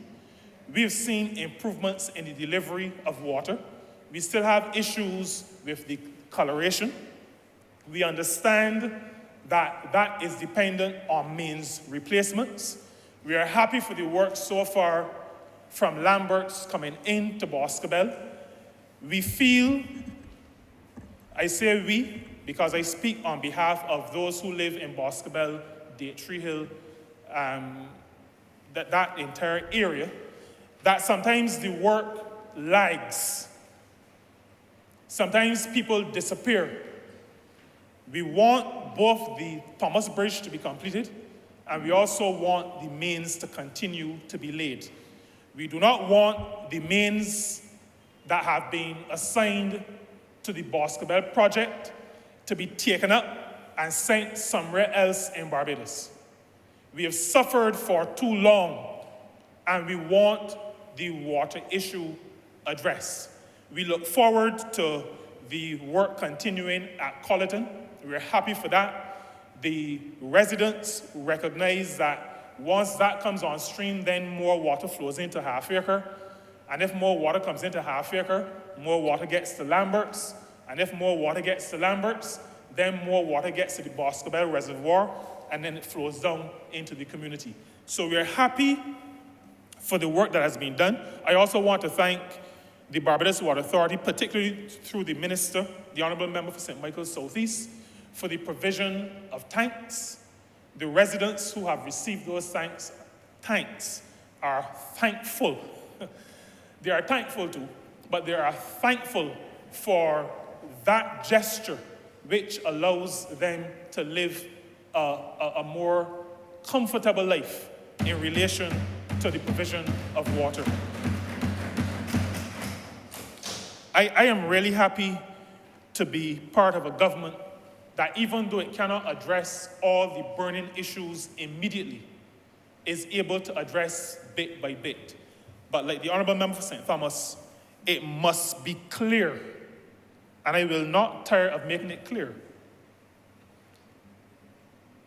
that the people of St. Peter expect to get some of the addressing of issues when issues are addressed. The impact of housing generally, Mr. Speaker, is one that cannot be overstated. It really cannot be overstated. When I thought of a contribution to the debate today, I was thinking of housing in the economy.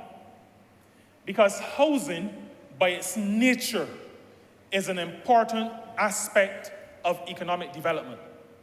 When we speak to housing, we sometimes, and maybe too often, think only of the provision of shelter. But the construction of housing generates its own economic activity so that tradespeople are employed. There is transportation. There is the provision of hardware and other items through hardware stores. There is mining and quarrying that takes place. There are a whole number of different strands to economic activity that arise out of housing and the provision of housing. And so, and I must say, when I talk about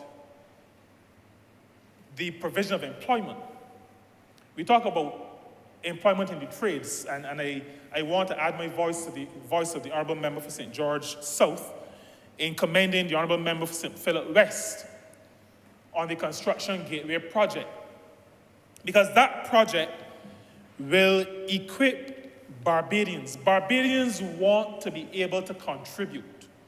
Barbadians want to be able to help to build this country. Barbadians, in order to do that, need the skills with which to do it.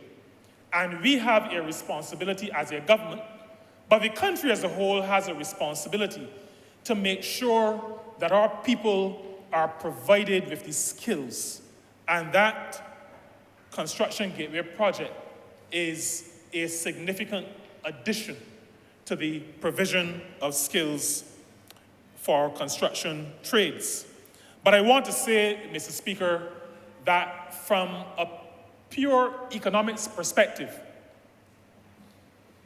the research is clear that persons who work in the trades have what we call a high propensity to consume. Or let me use a high marginal propensity to consume, so that with each additional dollar earned, a significant portion of that dollar goes back into the economy directly, almost immediately. And it is done either to purchase food, in some cases to help to do some repairs to the house that the person could not afford before. In many cases, and this is maybe just a factor of our sociological development, but in many cases, a lot of that money also has to go to support other people or another person. And let me be nicer to say to support another person. And so construction dollars end up buying school books, paying for hairdos, buying dresses, buying belts and pants, buying siding, buying galvanized sheets, buying jewelry. When persons work in construction, the economy feels the positive impact.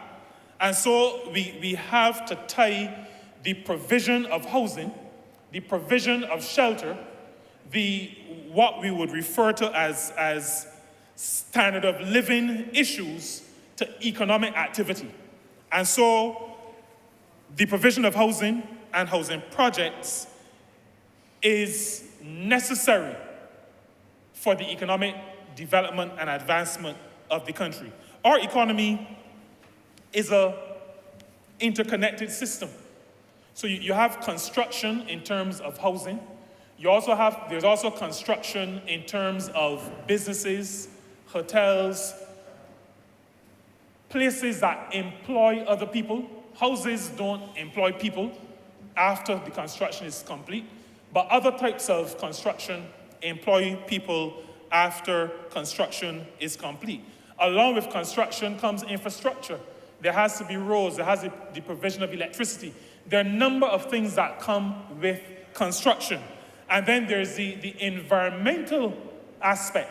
And we spent some time a couple of weeks ago, 2 weeks ago, I believe, discussing and debating the debt for nature swap and the fact that a creative government, without adding to the debt stock, without increasing the debt, has freed up funds that will help us to address issues that will speak to mitigation, particularly coming out of the existing climate crisis. And so, Mr. Speaker, we as a government, we as a party in government, recognize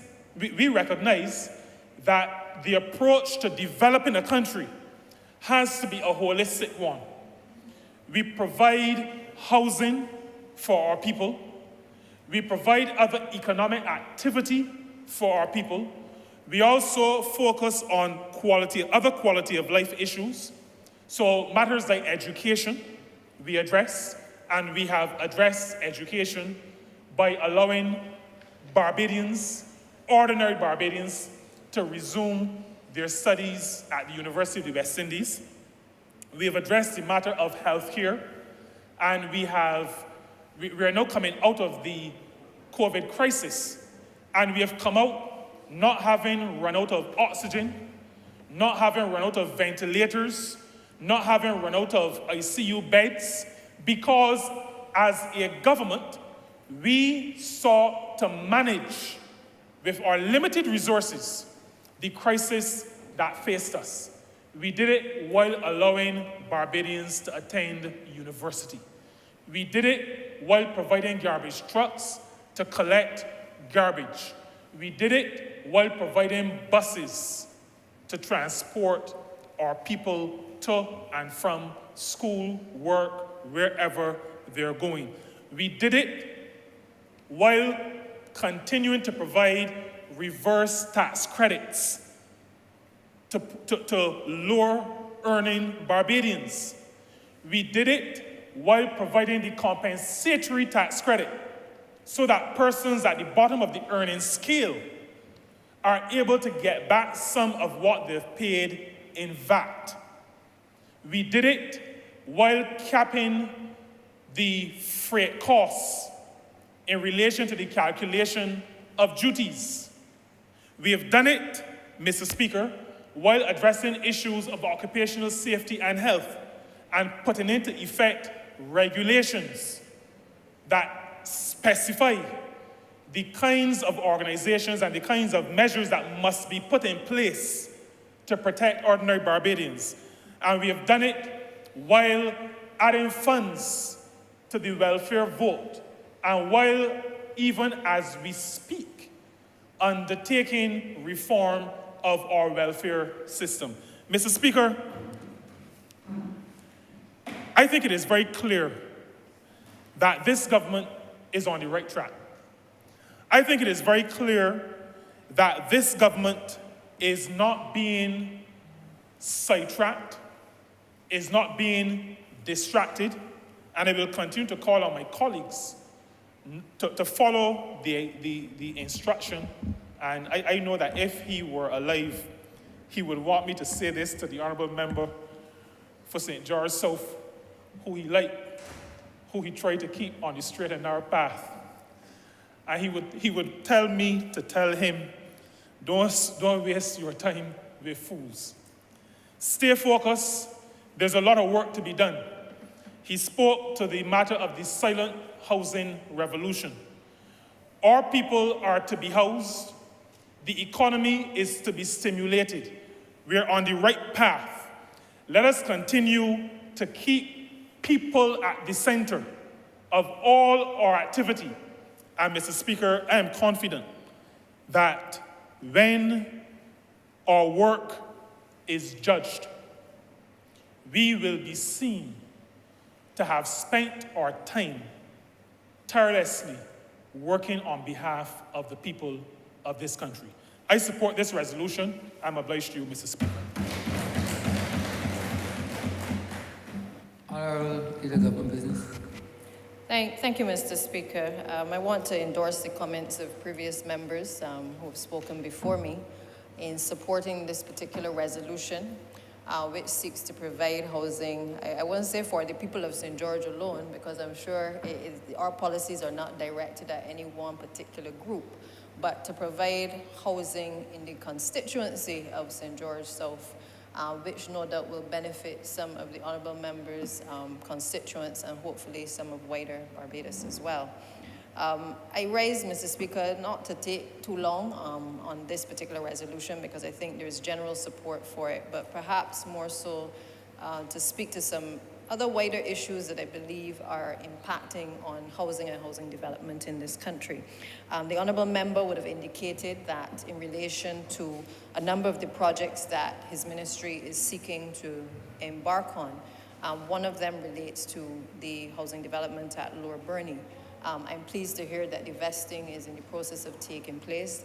This has been a long number of years for me, certainly, sir, advocating for additional housing in St. Michael's Southeast to give people who I have seen in very overcrowded conditions, now at least having a blink of hope to be able to participate in being selected for housing development in that area.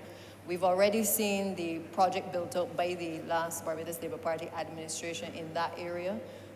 We have seen the development of a lovely housing project. And I recall, sir, that back in 2018, well, actually it was before 2018, but we were rubbing shoulders at that time, going into the communities, taking colleagues along with us on a journey to better understand the issues that each MP was facing and in turn the issues that were affecting residents across Barbados so that we could formulate our policies generally and in particular housing policies. And I recall my colleagues joined me in the Golden Rock area of the Pine, perhaps one of the most densely populated areas of that constituency in St. Michael's Southeast. They joined me, walked through the area. They were struck by what at the time was, and Mr. Speaker, you are smiling because I recall you were present as well in support of that cause. Visiting the residents and hearing the complaints and seeing firsthand the type of conditions that persons were having to endure.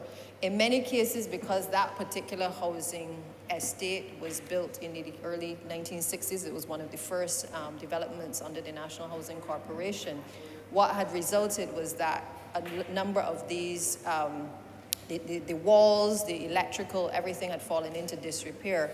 And it was at that time, having communicated with the rest of the persons who had been on the ground, and certainly the Honourable Prime Minister, then Leader of the Opposition, that a commitment was made to the people of the Golden Rock area that once we came to office that we would make all attempts to ensure that we ease some of the pressure. Sir, I don't have to tell you, you have had a social work background. You know full well, you've been in the law courts, and you are well aware that in some cases you have people, 15 people in a household, 6 of those are small children, the rest are adults, people taking turns in terms of how they sleep, when they sleep, and you know, it has become very difficult, certainly even for me as a representative, even when I was in opposition, making the case constantly that we needed to ease the pressure in the housing estates. I represent the largest housing estate in the country. At least, I think about 6,000 of my people out of my entire constituency are actually between the Pine and Wilde estates. And therefore, I speak with a certain passion every time I talk about this issue of the housing estates and the responsibility of the National Housing Corporation, because I feel very deeply hurt sometimes when I see what I see in relation to my community, where the conditions that people are living in, especially the social conditions, it is very difficult. And I believe that if we're able to provide better housing for these individuals, and certainly across Barbados, that we will have an opportunity to be able to also change behaviors. The fact that people have to get out of the house sometimes in order to lime often creates some of those conflict issues. The fact that people have to be in densely populated households also creates conflict issues, which then results in your Honourable Speaker having to represent them in another forum as well. And so I am particularly pleased that this particular program I outlined by the Honourable Minister is in the making. It has taken a long time, but in most things we have to be patient as well. However, as we look to basically building out and giving that opportunity to the residents of St. Michael's Southeast and certainly to the other areas, because not all of it, and let me just say for the benefit of honourable members, but for the country, all of the allocations will not come to St. Michael's Southeast, because that is not the way that we run things as a government. But what I think is important, and I want the people of the constituency to understand, is that an effort is being made by this administration to be able to ensure that we ease that pressure. What, however, that means, sir, is that while we do that and we work on that particular program, it also requires some thought to be given to what will happen to those particular houses. What will happen to those homes where we have eased some of the pressure. So we take a number of persons from those particular units and we move them to other units, and they're obviously able in a position to make a contribution, whether by way of a weekly income or rent to own or outright purchase, depending on the type of development that the Honourable Minister will then put on the table. But we have to start to think about what we're going to do with these houses and in terms of what will remain and who will remain, and whether we are going to also further allocate a budget to being able to improve what is there. Are we going to break down what is there and build back something else, or are we going to continue to look at finding additional lands to be able to accommodate these people? And I say this, sir, because I think that housing cannot just be about the now, but it has to be about planning for the future. As we're doing these surveys, I know the Honourable Minister has indicated that he has people on the ground trying to look at what the needs are across the country. We are asking people to call into the NHC, people who've been on the list for over 20, 30 years, trying to get a house. But the reality is that while we collect this information, I would call on the Honourable Minister to ensure that the planning officers within the ministry are starting to make considerations as to what comes next. Because while we build out, while we move out people, we are still laden with the difficulties of the electrical repairs that need to be done, the issues in relation to the wells and the maintenance. And while we've done in large measure a lot of the wells in certainly St. Michael's Southeast and some of the other areas, there is still work to be done in terms of the maintenance of these wells, sir. The fact of the matter is that the estates also lend themselves to open spaces. And I know that this is another big issue in terms of the maintenance of the estates. It's happening all across the country. Lands that are owned by the Ministry of Housing or under the control of the NHC require a program to ensure that they are not only identified, but to ensure that they are properly cleaned as well. Because it then creates difficulties for MPs, and the Honourable Member will be well aware of this, where people are always complaining about rat infestation. They're complaining about the fact that the lots are overgrown with bush. But sometimes when you do these searches, you realize that the lands actually belong to the Crown or the state of somebody or people. Not, sometimes we can do better as a country, that our workers can do better in terms of the maintenance and being able to identify what the issues are, but equally to find the solution. I do so against a background, sir, that having lost a child, having lost a life, that I understand that, while things are not always perfect, that I believe that if we love our country, that we need to put systems in place to be able to make sure that we are able to properly maintain the assets that we have as a country. It is not sufficient for us to beat ourselves on the chest and say we have repaired X amount of wells, but then 3-4 years down the line, we have another issue where the casing for the well is broken, or that we have not removed the bush from around the wells so that they can be properly identified.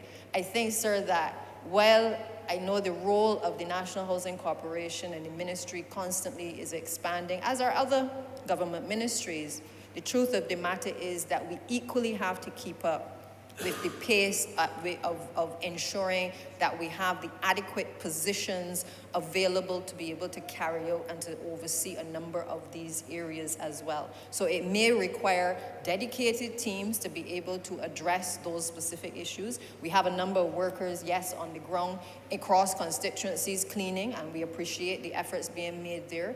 But there are times, sir, where, and it has nothing to do with the rain, where a call from the MP still has to come in order to remind the staff within a number of the entities that the area may need cleaning.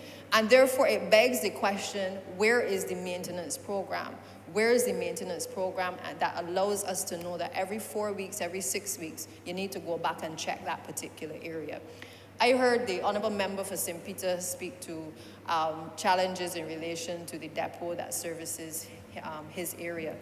It is not germane to the Honourable Member, sir. This is an issue that plagues us across the entire ambit of government, where we have a situation where the issue of preventative maintenance is a problem. I had it when I was Minister of Education. I did my best to fix it, but with all the goodwill, I cannot change the behavior of individuals overnight. What I can do is continue to speak to the fact that as somebody who loves her country and believes that others love their country, that we must come to work and give an honest day's work and make sure that we are the eyes and ears over our staff to ensure that they are doing what they are supposed to do. It means that we are supposed to be at the front line, on the front line, making sure that we have follow through, that estates are not left in abeyance for a number of months or years without being attended to.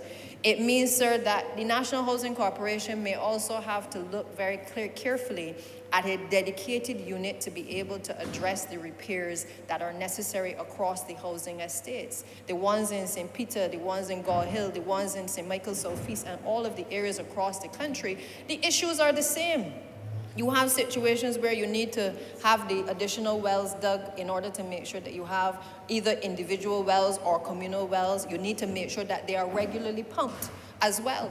But there is no maintenance program where anybody can clearly identify that on a regular basis, every 2-3 months, that somebody's responsibility is there to go and to make sure that these things happen, sir. That is my concern. That is what, as young people say, that is my beef. That is the beef of most of us.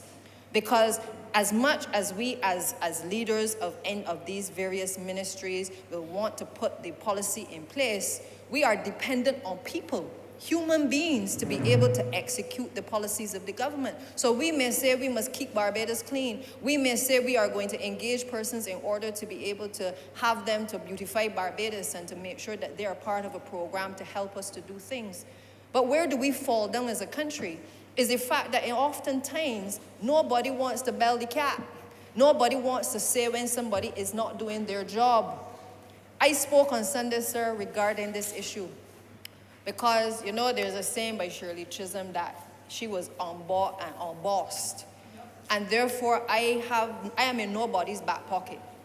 I speak my mind because that is what I have been sent by the people of St. Michael Southeast here to do. I speak my mind because that is how I was raised. I call a spade a spade. I am speaking frankly and candidly to people across this country that we can do better as a country. We can do better as a people. It is not sufficient for supervisors across our entire system, people who have been given the responsibility to oversee others. And supervision comes in many forms. Supervision does not mean the supervisor over the ASH program. It doesn't mean the supervisor over the NCC. It doesn't mean the supervisor over any of the agricultural programs. It means supervision in all its forms. I have to supervise those under me. Those under me have to supervise those under them. And those under them have to supervise the ones that they are responsible for, sir. And therefore, when we have these amount of complaints coming, whether it is for housing estates, whether it is for the depots, whether it is for wider government across the entire public service, they are coming, sir, not because we don't recognize that people are working hard.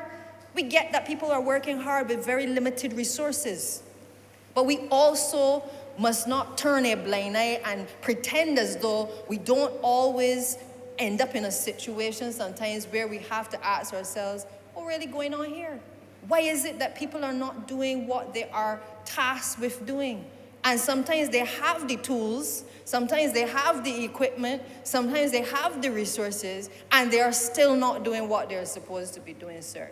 That is what I speak about in terms of us being able as a country, if you love your country, to be able to do better and to do right by this country, sir. Because at the end of the day, the experiences of the Honourable Member for St. Peter and all of the others in this chamber in relation to us, making sure that we are able to not just clear, as I saw down in St. Thomas last week with the Honourable Member for St. Thomas, a bus stop cleared in the area around the bus stop, but all of the area as you lead to the bus stop and beyond is filled with bush.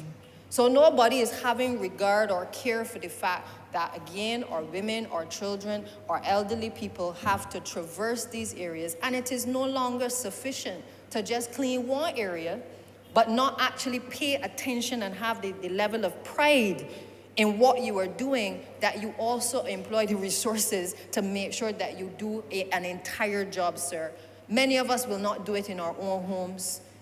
And therefore, I urge Barbadians, particularly those who are employed by the Crown and the state, to ensure that we pay attention to these things. We try to tell our young people that they must do better, that they must pay attention to these things. But we set sometimes the wrong examples, because we ourselves are not ensuring that the supervisors or the supervision is being addressed properly, sir.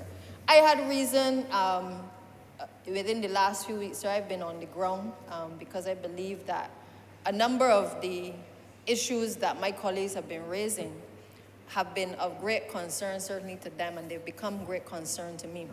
It has become that recurring issue, and the general theme has been that, you know, they call the officers across the depot, they're trying to get people to come out to do certain things. People start the work, they don't come back. And unresponsiveness, unresponsiveness not just to the members in this chamber, sir, but an unresponsiveness sometimes to the wider public as well. This is our reality. I'm not taking tales out of school. Every Bajan knows what is happening. Every tourist who comes to the island can see for themselves. Drive through St. Thomas, drive through St. Andrew. We are doing things, but we are not doing it in a systematic way that you can start to see the improvement, that you can start to see the difference within the country in the way that I believe that we can certainly do it if we pay attention to the details, sir. And I go wide in terms of my discussion because I believe that this concern is a concern in terms of what we are doing across various ministries. This is nothing to do with housing and how housing just deals with estates or how they deal with housing developments. But this is an issue of how we treat to the issue of the maintenance of the assets of government and how we ensure that the people who have responsibility for the supervision of our resources, whether human or equipment or otherwise, how are they performing to make sure that we are getting the best spend for our money, sir? That is what the discussion needs to be about. These issues have pervaded, I think, both administrations over the years. I recall being on the other side and complaining that the estates were not clean, that there were open lots. These have been there from time, but it does not mean that they must, perhaps let me stop for a second. What has been happening is that the newspapers will come and put something in the media and seek to highlight these problems that as MPs we all sit around in here and we talk about. And that is okay. They put people to tell the story of the things that have not been done in terms of the same lack of supervision, the same issues in terms of all of the challenges that people are having.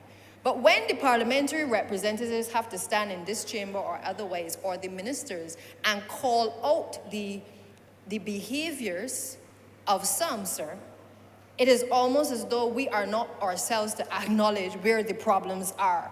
We are supposed to fix the problems, but we are not apparently supposed to be able to acknowledge that we have a problem which needs to be addressed.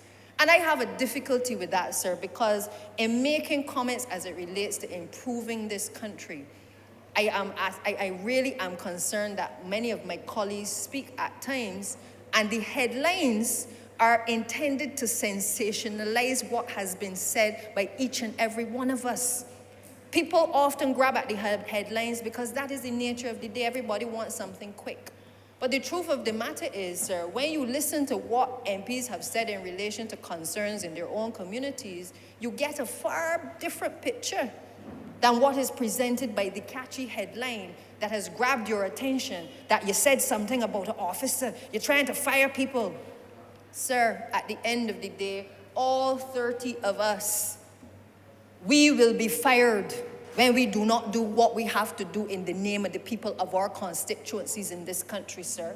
We will be fired by the Honourable Prime Minister if in whatever way we have not fulfilled the obligations of our ministries.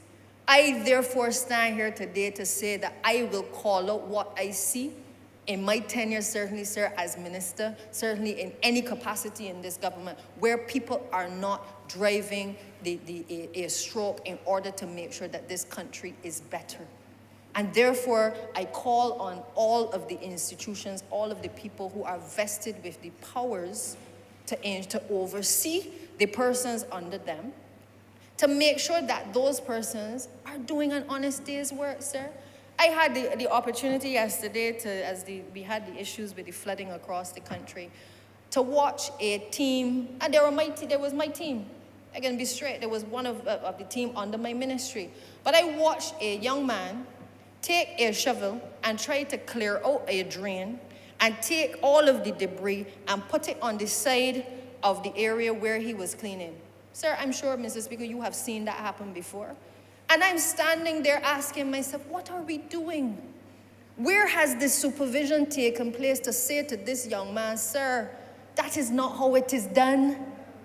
The officer off to the side, he ain't studying what the youngster doing, because he too is not interested in what it is that we are saying in terms of giving an honest day's work, sir. Because when the heavy rains come, which they will, they are going to wash all of the debris, sir, all the way back through the drains and block up the drains and cause flooding in this country all over again. Sir, these are the realities, and I'm not going to run from the realities of what we're dealing with. We're going to try to change behavior, but as MPs, we have to talk about the issues of behavior. People say, Minister, you must be afraid of the unions because the big headlines say you're going to fire people. I didn't say I firing nobody. I say give an honest day's work. And the unions in this country must also stand by that position that people give an honest day's work. People must be treated fairly. We get that. But in the same token, we must stand shoulder to shoulder in calling on people who are employed by the state to ensure that they are also giving of their best, as the public of Barbados expects of us to also give of our best, sir. So I want to today support the resolution, indicate that we are going in the right direction in terms of making sure that we are providing the housing.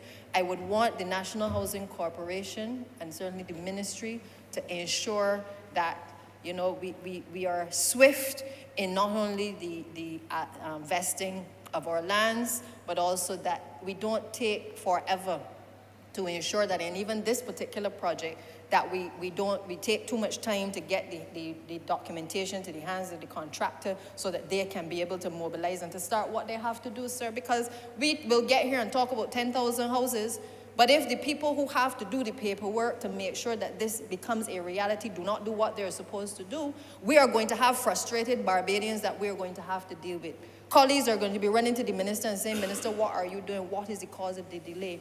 If we don't get the assistance in terms of the allocation of the funds, in terms of from finance in a timely manner, because they have to do what they have to do in terms of their allocations as well, we are going to find ourselves where we are not able to deliver. And I would want to call on the Honourable Minister to have those meetings. I'm sure he's already doing it, but have those meetings with the finance team and let us make sure that the contractors who even existing complain that they're not getting their pay, and those who we want to engage to be able to build out the additional housing stock, that we put mechanisms in place to make sure that people are paid. Too often across ministries, we have situations where monies are held up. And when monies are held up for contractors, you know what ends up happening? They have staff that they have to pay. And that staff has children that they got to send to school. They got women sometimes to support, sir. The vendors then can't get the little money to sell when they're on the various job sites from the stock that they have. These are the realities, sir. The actions of one person or a few persons has a knock-on effect on everything that this administration is trying to achieve. So while I support and I triumph the efforts being made by us to do what we know to be right, to do what we know we have to do to alleviate the problems that we have seen in this country, sir, I can only implore the officers who have responsibility to move the paper and the file from one office to the next and one desk to the next to pay attention to what it is that they are doing, because they are part of the transformation with us as well. The transformation is not pretty talk alone. The transformation means that you have to find different ways to do the things that you've done for all of the generations before you. The transformation means that sometimes you're going to have to make recommendations to change the systems, to make things better so that the paperwork in housing can go a little faster, so that it can accelerate, so that people are able to get into a house and to be comfortable, sir. Those are the things that transformation means. Transformation is not a pretty buzzword that the Barbados Labour Party came up with. We came up with it because the people of this country said to us that they wanted a change, they wanted transformation. But as much as we may want it, we equally have to make sure that the people who have the power of the mighty pen as well to act on what it is that we set forth as policy, that those persons are also doing what they are supposed to do, sir. My concern in all that we are doing, and the Honourable Minister is well aware of this, is making sure that we have the adequate number of workers to be able to execute all of the ambitious program that we have, sir. The reality, and I know the Honourable Minister of Education can speak to it as well, and has spoken to it, our issues and our challenges in relation to making sure that we have persons not just wanting to participate in the construction gateway, but also making sure that we have people who will be able, when the houses come from Guyana, the Juravilla project, or whether it is the Chinese houses, making sure that we are putting things in place and putting on alert the contractors who are going to be able to execute these projects. Because again, sir, there will be nothing more frustrating, not just for us, but also for the residents of this country, if the execution of the works are not done within the time frame when they have landed here in this country, sir. That is what our mission has to be. And again, the call is on those persons who have to make sure that the program is properly executed, to not let this be something where the container is sitting down there and works, and the wood is in the container, but it isn't being put up because they haven't awarded the contract, or because the monies haven't come down from finance to be able to make sure that the persons are paid, sir. Those are our realities. The intention is pure, but the intention is sometimes thwarted because there are so many other people that we have to depend on in order to get a project off of the ground. And we are all feeling it across ministries. We have taken a decision at the utilities meeting that we hold within MTW, along with all of the utility companies, and now we've joined the National Housing Corporation, to make sure that a number of these projects that are coming on stream are brought to the attention of that utilities meeting, which brings together the telecommunications providers, the Barbados Light and Power, the Barbados Water Authority in one space to discuss the upcoming developments across the country. We've added that as part of our agenda. And why, sir? Because we don't have the time to waste. We don't have time for one entity to be doing what they're doing, and then we haven't put a situation in place where we have got the mains in place and the water supply to the developments that we are building out, sir. We need to make sure that we procure what we have to in terms of the pipes, so that the Honourable Minister is not in an embarrassing position when he has developments and he then doesn't have a supply of water, or that the electrical company doesn't go in a timely manner to make sure that you don't have to keep digging up the road in order to do works that are necessary to give power to the people in these communities. We have had to break down what has been a long-standing situation where people just operate in silos. We've had to bring them together, sir, to ensure that our policies do not fail. And I can tell you, sometimes the efforts are frustrated, but by a select few. But we are determined, ministers and those of like mind, to ensure that we do not waste the resources of this country, that we do not waste the limited resources that we have, and to ensure that we are able to get the projects off of the ground and get people into these houses in a timely manner, sir. I have every confidence in the Honourable Minister that he will deliver. He's put his neck on the line, and I have no doubt that he knows what is expected of him by his colleagues. But I know that he will leave no stone unturned in being able to deliver on this, and no doubt try to surpass the amount that he has that has been identified for him to be able to accomplish, sir. Sir, I want to end on this point that I feel that we've seen over the last few weeks since we've come back to this house, we've seen the project in Bridgetown in relation to the NIS building.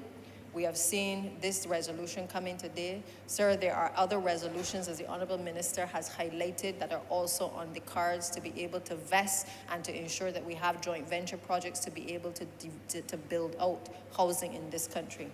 But we must never, ever run from the fact that we have a responsibility to cater for those persons at the low income bracket. And I hope that in the decisions which are made in relation to not just the Lower Burney project, but in all of the projects, that we recognize from our statistics and the data that is being gathered that there are a number of large families that are going to need to be accommodated. There are also single households that need to be accommodated. We also have to look at our elderly population and the fact that we need to ensure that they are also properly accommodated in sometimes single accommodation for them. And therefore, there must be a mixed use within these developments which takes into account the rent to own, the outright purchase, and of course, the weekly contributions that people make in terms of the NHC units as well. Sir, the people who are in the Golden Rock area and a number of the persons who I know will meet the criteria are persons who I know in some cases will not be able to afford to be able sometimes to do the rent to own because they may not be making sufficient funds. An account must be taken of that in any survey that is being done and any decision making that is being done by the Ministry of Housing and the NHC in relation to these projects, sir. It is important because we do not want to raise the expectations of our people and then find that we are still not able to provide for the very people that we said we were going to provide for. So, sir, I again want to support the resolution, and I therefore crave your indulgence, perhaps in asking of this chamber. I think we're going to have to break in order to break for lunch. I believe honourable members still wish to speak. If not, the honourable member can wrap up. Right. One. All right, I think the honourable member intends to wrap up. Thank you, Mr. Speaker. Honourable for St. George South. Yeah, thank you, Mr. Speaker. First, let me thank the honourable members who contributed to this debate. And, you know, Mr. Speaker, one thing I like about this government, persons are able to express themselves freely and once they're fair in their comments. And this morning, all the comments that I heard in this chamber, they were fair comments and passionate comments. And persons who understand where we are as a government spoke in this debate and the need for us to bring greater synergies to allow each of us in the various ministries to achieve the objectives and the policy directives as outlined by the Cabinet.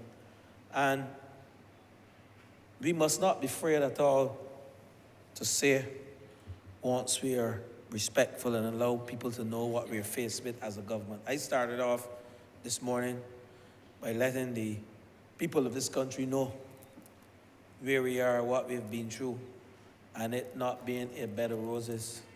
And the fact that we don't have a war chest, and I use the word war chest because that's the word that some of my colleagues use in the engineering profession. We don't have a war chest sitting down of money waiting to execute things. So we are at this stage because we're going through a transformation. And we're definitely, I would say to the people of this country, in the various ministries, we are doing our best, and we can see the results. This debate, though, however, created a few questions from my colleagues, which I wish to answer a few, having endorsed most of what have been said. In terms of the HIV program, I want the member for St. Thomas to know that is a very active program within the Ministry of Housing, Lands and Maintenance. And this financial year, we have allocated some $310,000 for the payment of rent for persons living with HIV and AIDS. We have also paid accommodations for some 18 persons. And while that may sound like a few, we still have to be mindful.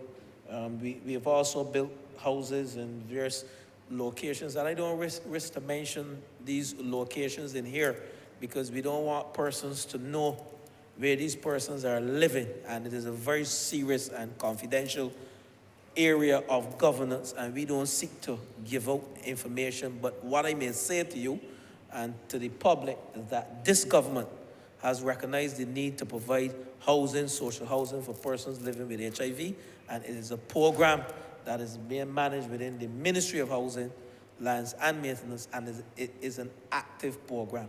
That is as far as I would go, but I thank the member for raising it, because what she did was to educate persons in this country, let them know that we started such a program as a former administration, and we are carrying on this program. Now, thank you, member. You know, there are quite a few things that were raised, and I heard the honorable member for St. Peter with respect to the whole aspect of housing and the estate. And when I looked at the allocations for this year, I see Maynards being one of the housing estates with respect to the electrical upgrade. And member, I certainly will ensure that we carry out as we have planned and indicated in the report that should come to Cabinet next Thursday, identifying those units that have not been touched thus far and those units that are on the carriage for this year. And Maynards is one of those units, sir. So you can take back that with no level of comfort, though, because like I said, Barbadians have moved away from talk, and they need action. They need to see action.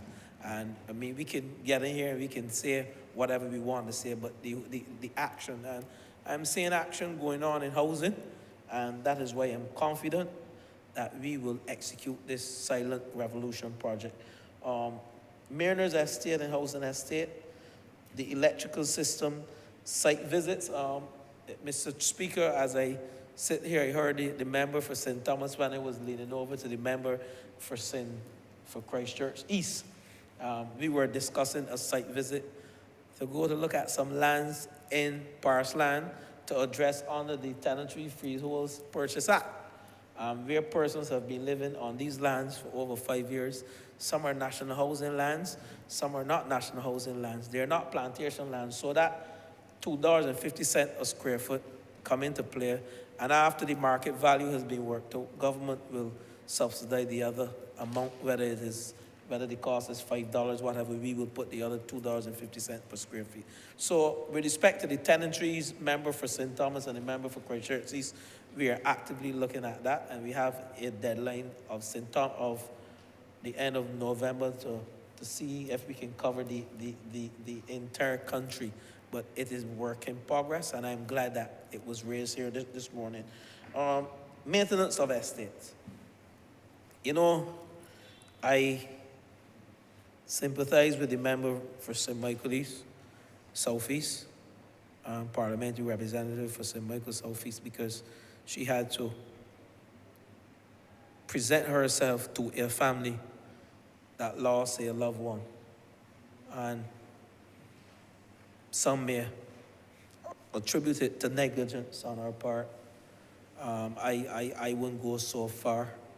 But what I can say to you, that is probably one of the toughest things to lose someone to an area that government has responsibility for maintaining.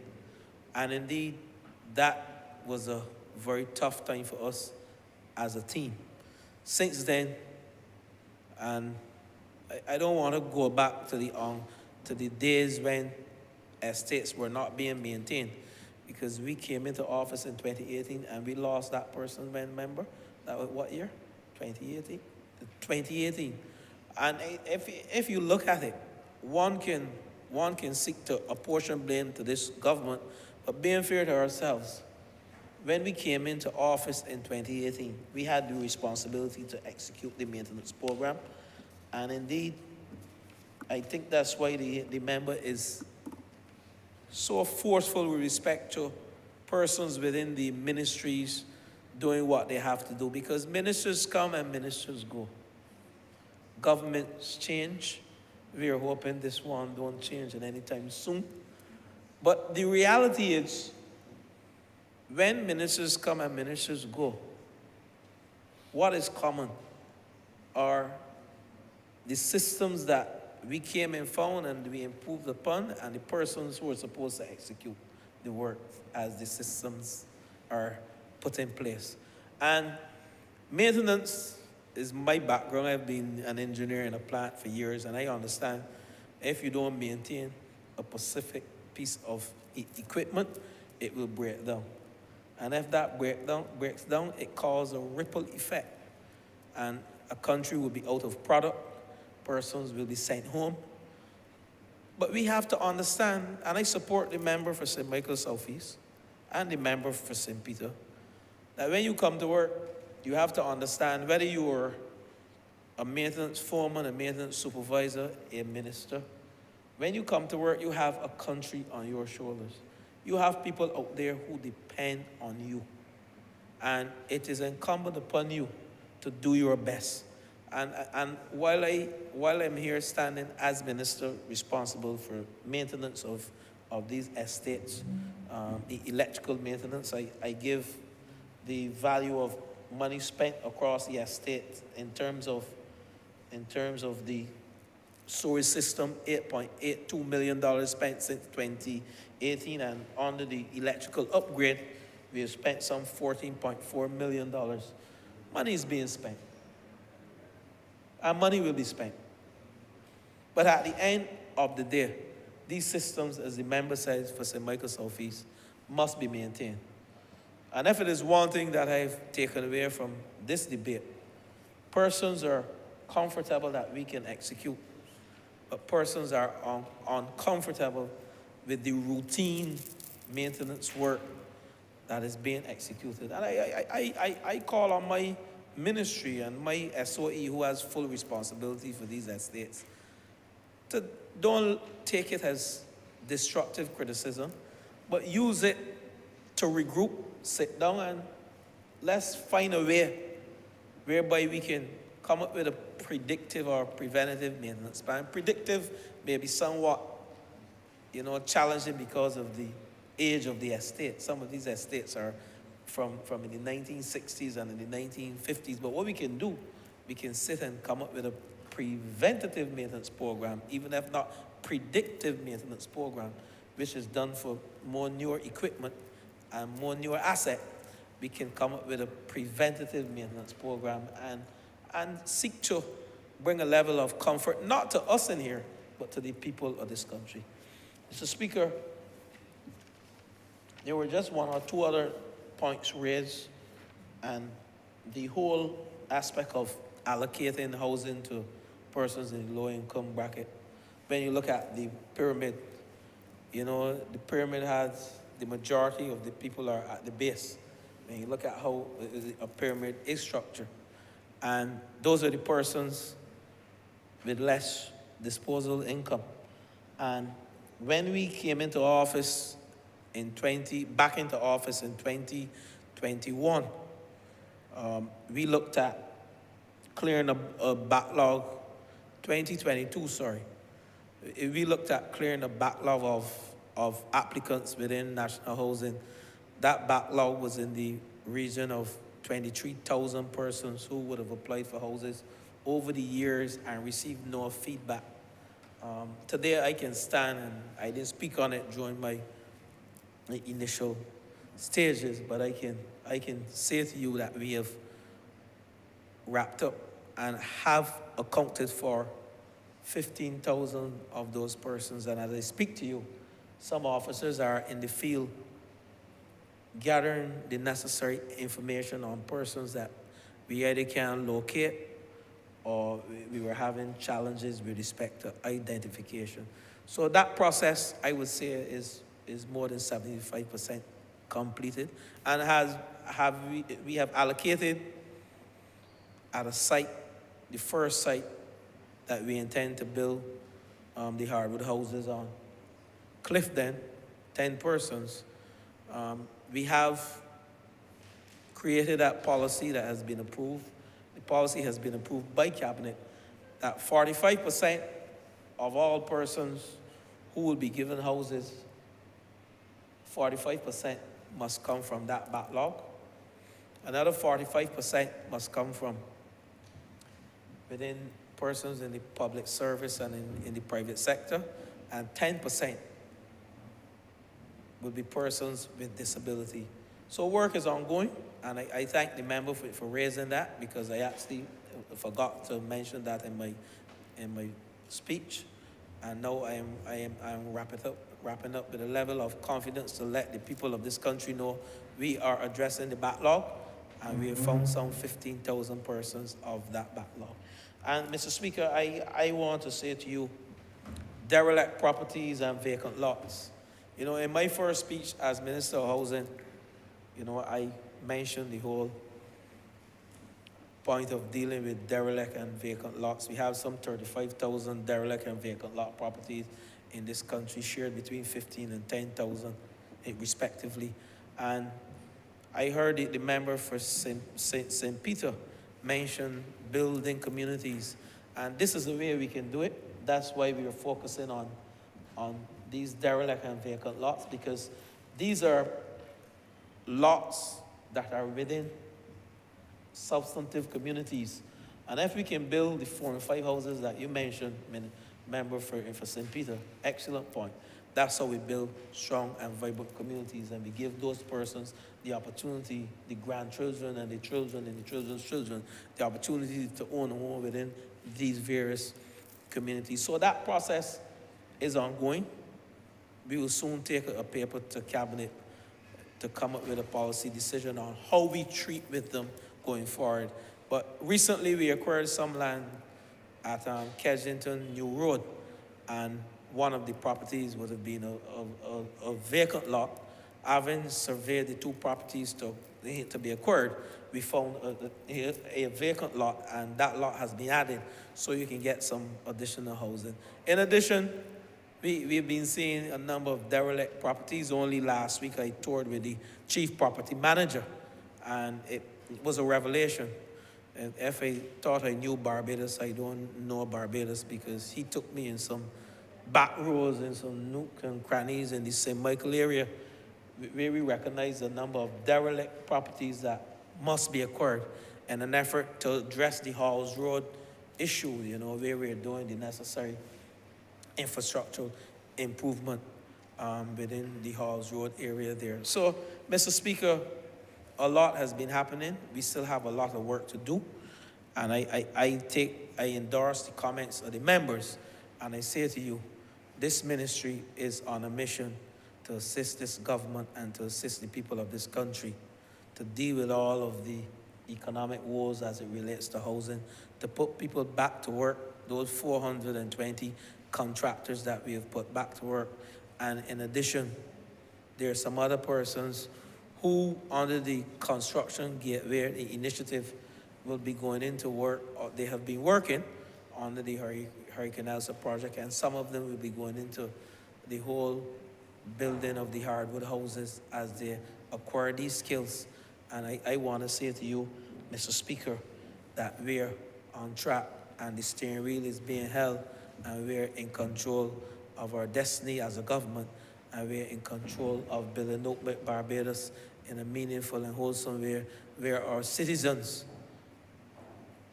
have come to recognize that Barbados is one of the best places in the world to live, do business, raise family, and a place of good vibes. And with those words, Mr. Speaker, I'm obliged and I beg that this resolution now pass. The question is that this resolution do now pass. All those honourable members in favour, please say aye. Those against, please say no. We think the ayes have it. This resolution stands passed. Honourable Leader of Government Business. Thank you, Mr. Speaker. With that, we've come to the end of today's sitting. I therefore beg to move the adjournment of the House until the 3rd of November at 10 a.m. 3rd of, sorry. Hold on. October, sorry, at 10 a.m. Is it 3rd? Hold on. Sorry, the 4th of October at 10 a.m. 4th? Yeah. Fourth. Yeah. The question is that this House stands adjourned until Tuesday, the 4th day of October at 10 a.m. in the forenoon. All those honourable members in favour, please say aye. Those against, please say no. Me think the ayes have it. This House stands adjourned until Tuesday, the 4th day of October at 10 a.m. in the forenoon.